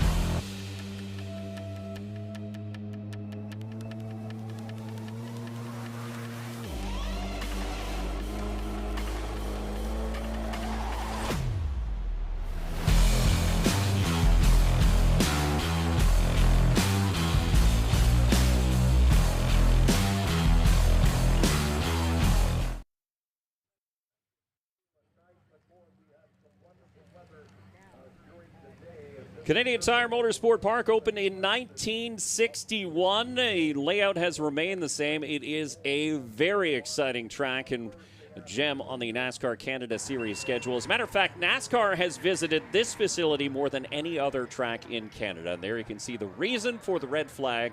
It is the number 9 of Matthew Kingsbury, loaded up on the flatbed, as we've seen a couple of cars go in there. But yeah, a good opportunity for a nap for the old dogs here today. But let's head down pit side, check in with Todd, who is standing by with another Pinty's Pit Report. Todd? Yeah, we're having a little chat with Mike Knott, who is the crew chief for Sam Fellows. I visited you a few times, and you said, yep, this is where we are. We hope this is going to work out. We're going to go green all the way. That hasn't happened. You had a very good restart the last time. How is Sam doing? What's he saying in the car? Well, he's saying the car's pretty good, and if we can just get another good restart like we got the last time, then we're in good shape. Just depends how second and third want to play. And I guess that's the question is can you get far enough away from them as you did in that last restart? I would hope so. If we get a good jump on them, right at the green and beat them into 1, then we got position into 2, and then we'd be in good shape. Are you telling him to look out the front windshield and not the rear view mirror? Yeah, no, I think that's what Dad's telling him. Good enough. Ron Fellows, of course, is the spotter for Sam Fellows. We'll see how it works out when we get back to green. Ron Fellows, a member of the Canadian Motorsport Hall of Fame, and he's got many, many laps around here. And just a calming influence to have in your ear. And that is important for a driver like Sam Fellows. You don't want to call him a young driver, but he's still relatively inexperienced in the NASCAR Canada Series. And to have a calming presence in your ear is so beneficial. Yeah, and definitely, I'd like to see Sam Fellows be a little bit tighter around turns 1 and turn 2 on this restart. He got a really good restart, and then he pushed up a little bit in turn 1. Luckily, the 39 wasn't quite close enough to make a move. And then also, he was way out there in turn 2 as well. So, I think that's a good point there for sure. He's got Ron in his ear giving him some advice, and it allows him to build on that last restart and, get a better one this time. He's going to have Gary Klutt and Marc-Antoine Camirand second and third. So those aren't two guys that you want to have behind you when you're gunning for your first win here. So it's going to be a tough one for sure, but it keeps it clean, gets a good restart. He might be able to build up enough of a gap to bring it home. Fellows has never stood on the podium in the NASCAR Canada Series. His best career finish came right here at Canadian Tire Motorsport Park back in the spring of 2024, a 4th place finish. And there's a good opportunity to see some of those spotters and Ken Coutu. is up there with a headset on, and you know him very well. Yeah, Ken Katu, my spotter, my championship year there in 2023. So always great having Ken on the radio. He's on the radio for Kyle today, so that's really cool that he's up there calling the race. Kyle Steckley running in 9th position right now, just ahead of LP Dumoulin, and that's a good story that we're following today as well. He made a pit stop that looked to be unscheduled and ran by himself for the most part today, but the 47 back up inside the top 10 and looks to leapfrog the 74 of Kevin Laqua into the point standings as well. He came into this one 5th, and Laqua with troubles today. So it looks like LP will be up into 4th spot. Let's head down, check in once again with Todd Lewis, who's standing by with another Pinty's Pit report. Todd? With Robin McCluskey, who is the crew chief for Marc-Antoine Camirand, the points leader, the defending series champion. What are you saying to the champ on the radio during this red flag? Well, we're still under probation right now. We're not sure if we're allowed to touch any other cars, so we're not sure what to do here. We just want to stay ahead of, our championship competitors, like DJ Kennington and Andrew Ranger. They're back in 6th and 7th right now, so want to stay ahead of them, but we can go for the win. Mark's got the car to win it, but we tapped Gary Klutt in the spring, so we're not too sure if we want to get into it with Gary Klutt, but I'm pretty sure we can get Fellows because he didn't take tires, I don't think, so I think we got a good car to do it. Just not sure how much we can race here. Apparently, your spotter was talking to Ron Fellows, the spotter for Sam Fellows as well. Is that standard procedure before a restart, or just kind of trying to let each other know where you are? Yeah, because we're in the same lane, so we really want to get that lane to go. And maybe he might want to bump to get him going, or maybe not. So we're just trying to work with everybody, everything we can get on our side, and hopefully it's a good day for us. Robin McCluskey, the crew chief for Marc-Antoine Camirand, who's trying to get a win and stay on the right side of the law. And trying to make commitments and make some friends in the late going here, and that's always an interesting strategy play. It's like, will you work with me, and I'll follow you through if you make the hole. But realistically, all bets are off as soon as the green flag drops. Obviously, referencing the situation there at Edmonton earlier this year with the 96 car and the 74, I want to say. Yep. Yeah, they got into it at Edmonton there. Led to them being on probation here. So, just kind of got to stay in line and try and stay within what you can and can't do. But at the same time, we're all racers, and we want to go after that win. No one really cares who finished second. So that in that 96, he'd be gunning for it for sure. And remember, he did make contact with the 74 at Saskatoon on that Western road trip. So, and he did get that win essentially taken away from him after the ensuing penalties. So, that's all weighing on the mind of the 96 team. But once again, Todd earning his keep here today. Let's head back down to Todd Lewis, who's standing by with another Pinty's Pit report. Todd? With Matthew Kingsbury, who we're sad to see out of the race, but happy to see that he is okay. Take me through what happened in that incident. We just take the restart after that, and it's going a little bit busy in front of me, and we were just there to stay there. And after that, a little touch in front of me, I just go left side to don't touch the guy, and after that I touched the grass, and it was a long ride for the number 9 Duro King BFL. So. I'm so pissed off because we were there for a top 10 today, and we'll learn. Yeah, we're okay. Glad that you're okay. It's high lessons and low lessons during the learning of a first year of full-time racing. Yeah, and it doesn't take much, does it? Just one minor mistake, and again, at that high-speed corner, as he mentioned, it is a long ride before a hard hit at the end. That's exactly it, too, and you're going so fast coming over the hill there in a turn 8. And there's not a whole lot of rubber on the outside there. There's actually a whole lot of marbles built up. So he mentioned he just turned a little bit to the left to not hit a guy in front of him, probably put him a little bit off into the marbles there, which then led to him getting him into the grass. And at that point, you're really not bringing it back around. Now some Connor Bell fans there lining up along the fence as the red flag gets pulled back in. Now the question is, will all of these cars start? Looks like Connor Bell has already asked for a push in the Diamond East Rock number 3. So everybody else able to refire. See Fellows, Klutt, Camirand, the 3-car of Connor Bell getting that bump start, which is legal. Under a red flag condition, if you can't restart, you can request that NASCAR get a record to give you a push and get that car going, which is exactly what happened. The EHR number 3 of Connor Bell will get going once again. It looked like Gary Klutt might have had a flat left rear tire there and the window net down on the 96 car. Oh, that's interesting. So we did see a couple puffs of smoke out of the 59 of Gary Klutt during that green flag run. We sort of chalked it up to him driving hard, but potentially had a tire going soft on the Autologic number 59. And if the window net is down for the 96 of Marc-Antoine Camirand, that will lead to a pit stop, wouldn't it?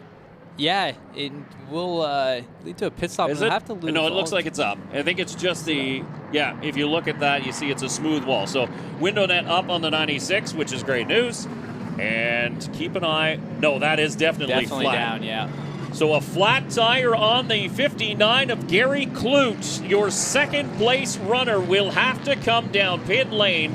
The Autologic Hoffman Plastics number 59 of Klutt is in the process of having yet another strong run here at Canadian Tire Motorsport Park stolen away from him. And this time, it's not a result of a bump and run. It's the result of a tire going down for that crew.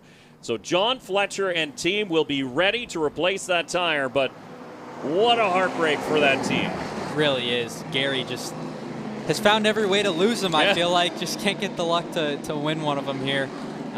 Obviously, so devastating to see that flat left rear tire this late in the race. There's really not a whole lot he can do. That he'll come down, get that tire replaced, probably take two left side tires or so, but just not going to be enough time to make that track position back up. It's been since 2015 since the 59 of Gary Klutt visited Victory Lane, and he did it right here at Canadian Tire Motorsport Park. He has come so very, very close so many other times, but this will be his last run of 2025. He's not expected to do any more races, including the oval races that are left on the schedule. And yeah, Gary Klutt fights that car as he works his way onto pit lane.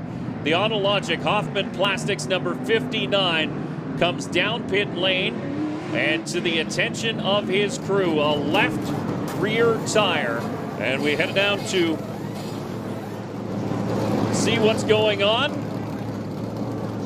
as the crew has to fight to get that car up, and that's one of the problems when you do have a flat tire. These cars run so close to the ground.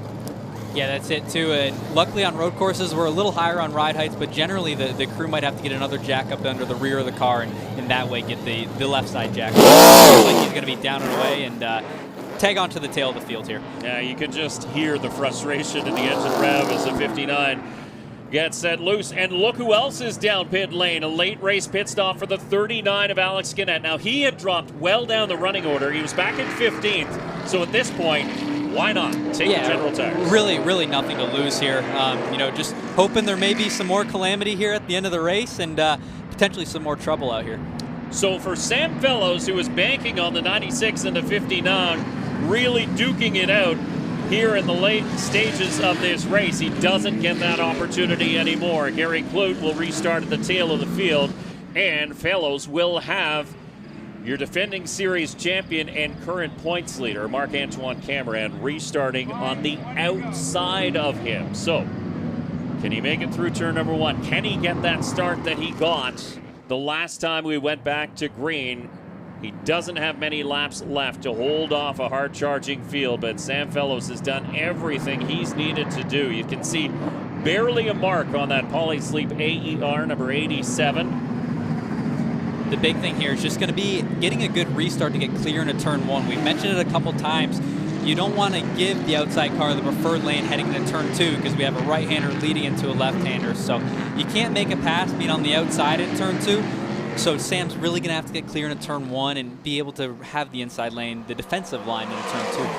There you can see the number 81 of Brett Weller being released around the pace car as your free pass car. So now that lines up Sam Fellows on the inside, Marc-Antoine Camirand on the outside. And we talked about these two drivers, and it might be down between them, but no, you've got drivers like Connor Bell. He's visited Victory Lane. Alex Tagliani, super hungry to get back to the top step of the podium. DJ Kennington, he's well within his rights of winning this one. He's been fast all weekend.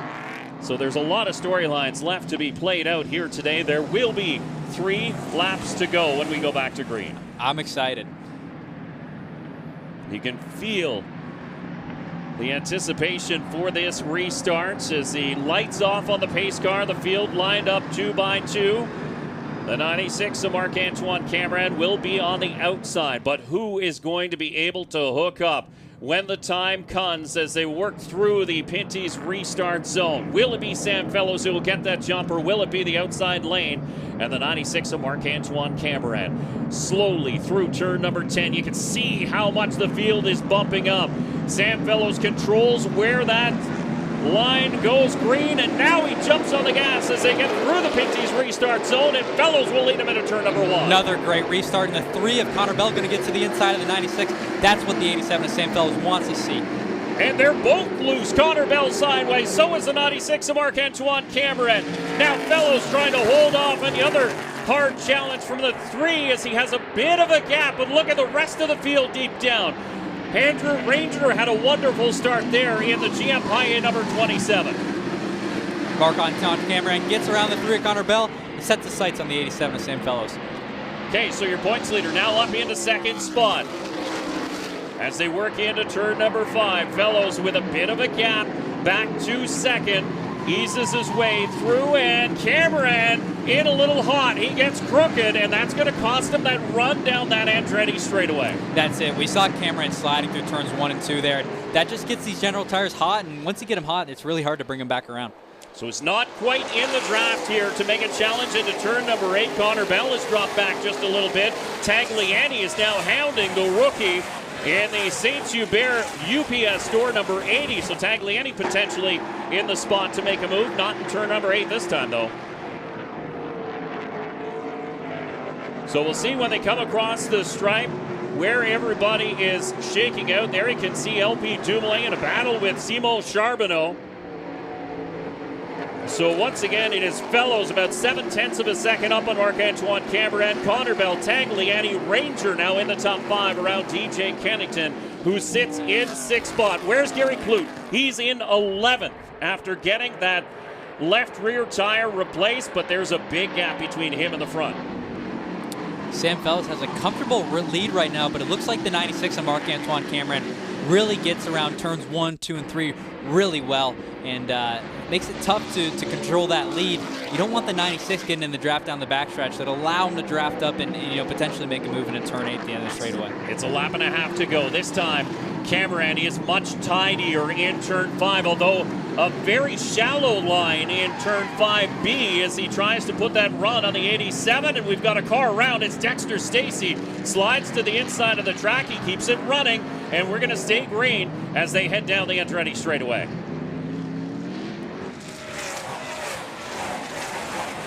As they fly by our speed shot down into turn number 8. You can hear these General Tires just screaming for traction as everybody lays it all on the line. In through turn number 10. Second to last time, Sam Fellows will see the white flag this time by. You see the 87 of Sam Fellows got really tight through turns 9 and 10. Allowed the 96 to close up that gap just a little bit. This is where the 96 of Marc-Antoine Camirand has been a little bit better than the Polysleep number 87 of Sam Fellows through turn number 2. Camirand tucks it way to the inside, touches the grass even, and out to the outside rumble strip, but tucks in behind. So they'll go single file through turn number 3. This one's not over yet. The 96 is within striking distance. I feel like the 96 got his make his move into turn 5A here. The 87 gets down the straightaway really good. Into turn number 5. Not close enough to make that move to the inside, but it's the drive off that will be the difference. Oh. Camirand gets into the 87 of Fellows. Contact, and around into the lead goes Marc-Antoine Camirand. Fellows left the door open just a little bit. Camirand made contact. You can see the mark on the nose of the GM High number 96. New race leader into turn number 8. I think the 87 is going to get there. He's got Connor Bell filling his mirror as well, but Camirand will float through turn number 8, 9. What's going to happen in turn 10? Is Fellows close enough? No, he's got to play defense to hang on to second spot as Connor Bell moves to the inside. The win will go to Camirand. Fellows in the grass will hang on to third as Connor Bell steals away second in the final turn. Oh, boys. What a finish here at Canadian Tire Motorsport Park in the WeatherTech 200. And the bump and run will be brought up once again. There you see J.C. Paillet, the team owner, a high five to his crew. Takes a breath, and boy, we need that breath too. Connor Bell has had 2 starts in the NASCAR Canada Series, a win and now a second place as he chases your points leader home here in the WeatherTech 200. Obviously, the driver who will be most disappointed is the 87 of Sam Fellows. Yeah, I really thought Sam had it there. I didn't feel like Camirand was going to get the inside there as we see the replay. Have another look. So Fellows gets through turn 5A. 5B, there was a small opportunity, but it was small, and the 96 filled that hole with a little bit of bumper included. You can see the damage on the nose of that Chevrolet Camaro. Yeah, I think Marc-Antoine Camirand knew that was going to be his final shot. I think he had kind of learned from the laps prior that the 87 was getting off of 5B really good and not allowing Camirand to get that move into turn 8.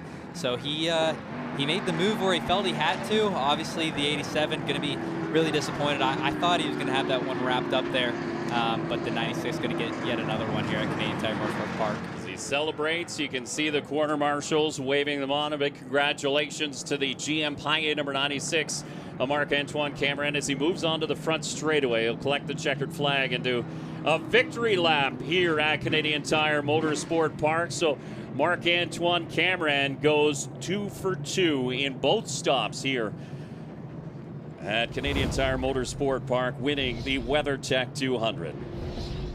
This is the battle for second, though, and Connor Bell just had a great run out of turn number 9, and again saw the opportunity, and Sam Fellows had to do a little off-roading there and bring it home in third.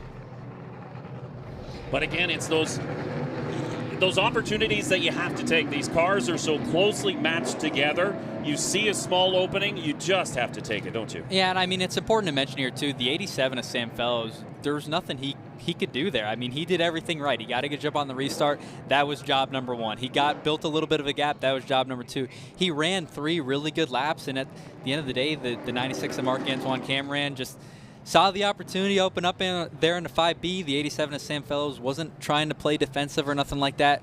Really just left him in a defenseless spot, to say the least. And keep in mind, both the 96 and the 3, Marc-Antoine Camirand and Connor Bell, both had newer tires underneath them too, so they had that extra advantage. Sam Fellows was really trying to milk those General tires right to the end, and you know, kudos to the General Tires. They held up really, really well. He was still able to turn in some pretty quick lap times. But again, it does affect you late in the run. You can't break in quite as deep, and you can't get as hard on the gas when you're nursing older tires. Exactly, and Sam did do a really good job at conserving those General Tires as well. We had that longer green flag run, and you know, you'd think when they'd fire back off, his maybe wouldn't fire as good as the 96 or the 59 at the time, but no, they fired off pretty well. He had some grip, and he's still just as fast as these guys. Just a really good run for the 87 car. I know that the history books aren't going to show exactly what they want and maybe what they should, but going to come home P3 here today.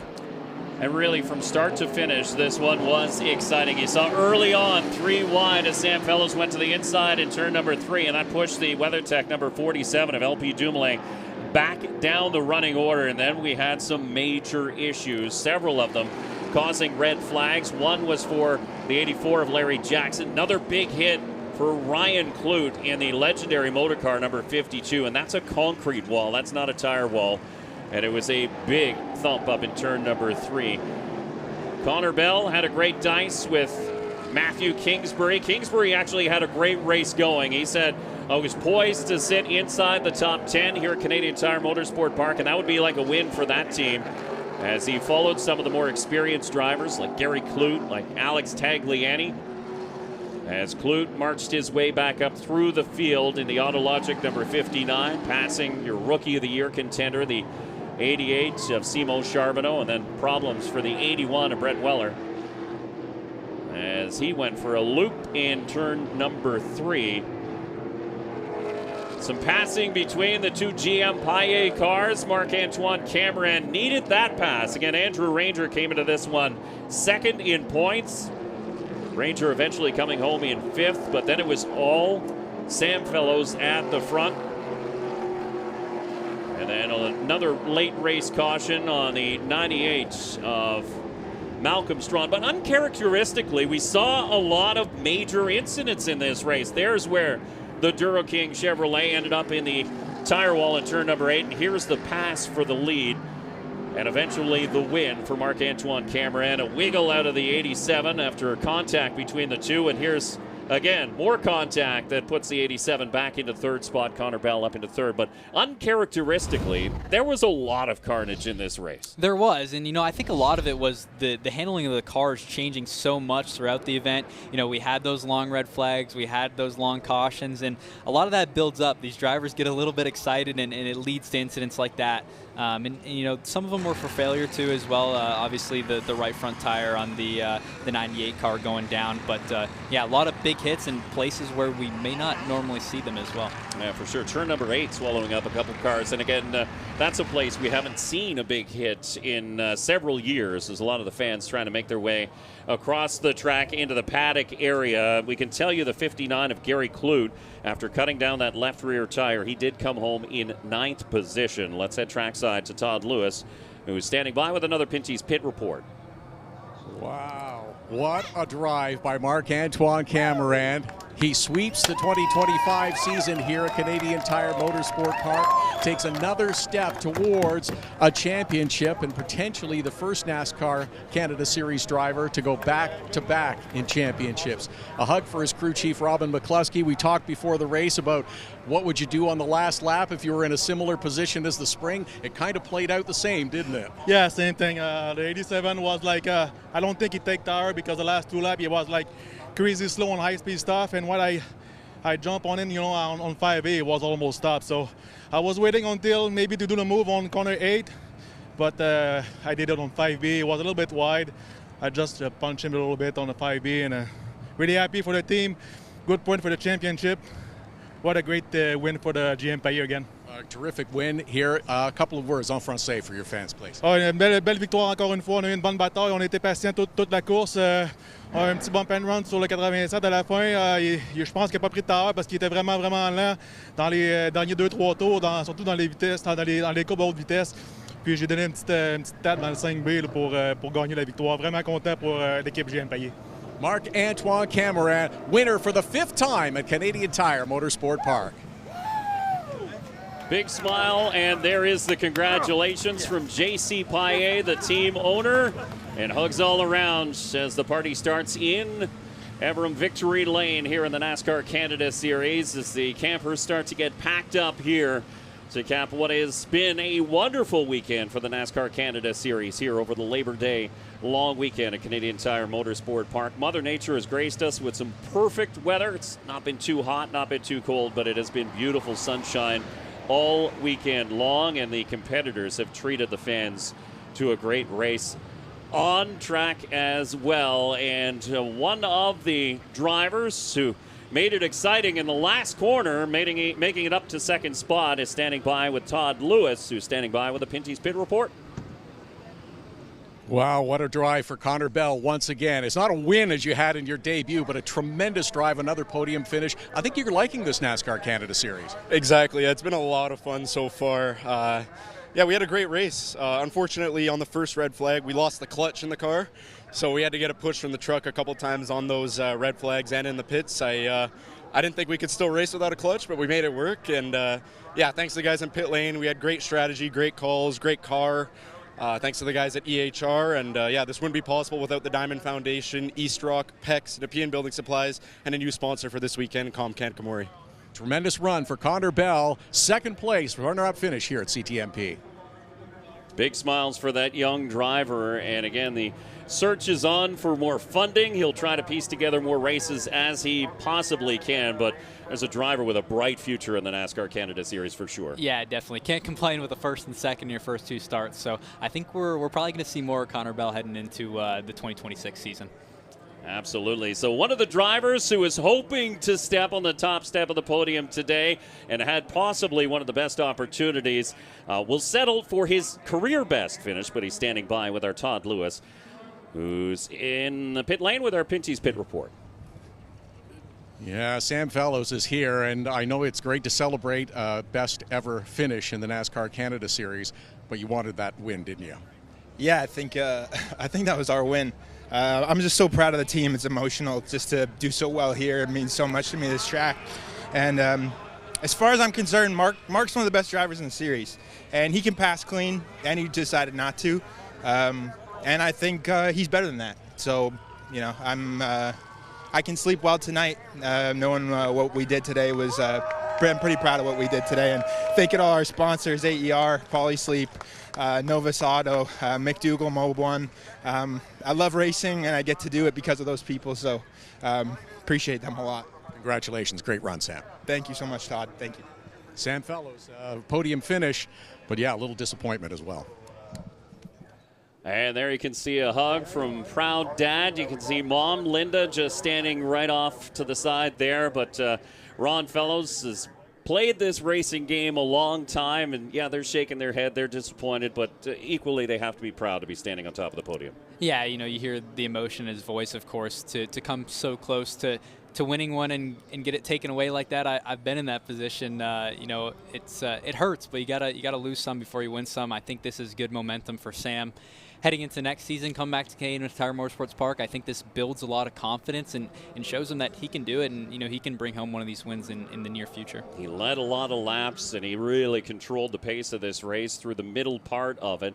Will be credited for leading the most laps in this event, and important for that team is that he comes home in one piece. He does finish this event as that driver, and that team has seen a lot of torn up equipment here in 2025, but it's a car in one piece. They can polish it for the off season and come back next year. But this season not done as you take a look at the race results. We talked to the top three, and there you can see DJ Kennington just outside the top five. Andrew Ranger, a fifth-place finish, and LP Dumoulin, a good rebound in eighth spot. Yeah, absolutely. We saw him dive off into pit road there that one time. Still wondering if he might have had an issue there or whatnot, but overall able to rebound to another top 10 finish. Simon Charbonneau, a solid top 10 here today as we go through the rest of the finishers. Jack Polito, his very first start in 12th, and Trevor Hill, another one making his first start in 14th, so they can leave holding their head high. How about Glenn Stiers? A 15th place finish for him. That's a great one. Absolutely. Another great finish for Glenn in the top 15.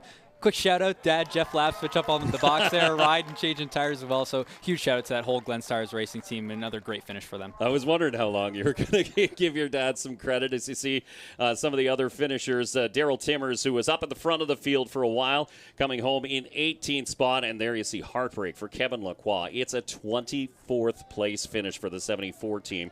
So that'll really essentially erase his points hopes here in 2025. Absolutely. But you know what? That just gives him opportunity to gun for wins all out. You know, he's had good runs at Delaware before, and he ran really good last year at Mona Mead too. So he's going to be gunning for that top spot these last three races. Yeah, so those are going to be races that will be exciting to watch, and the next one will be back on the oval. So the drivers and crews and teams can shelve their road course cars.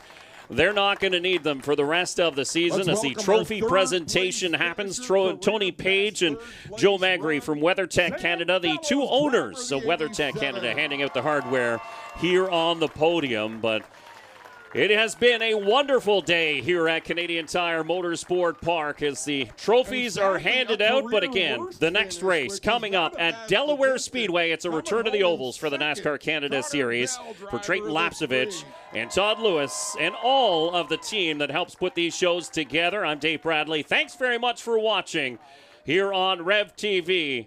This has been the NASCAR Canadian Tire Series from Canadian Tire Motorsport Park.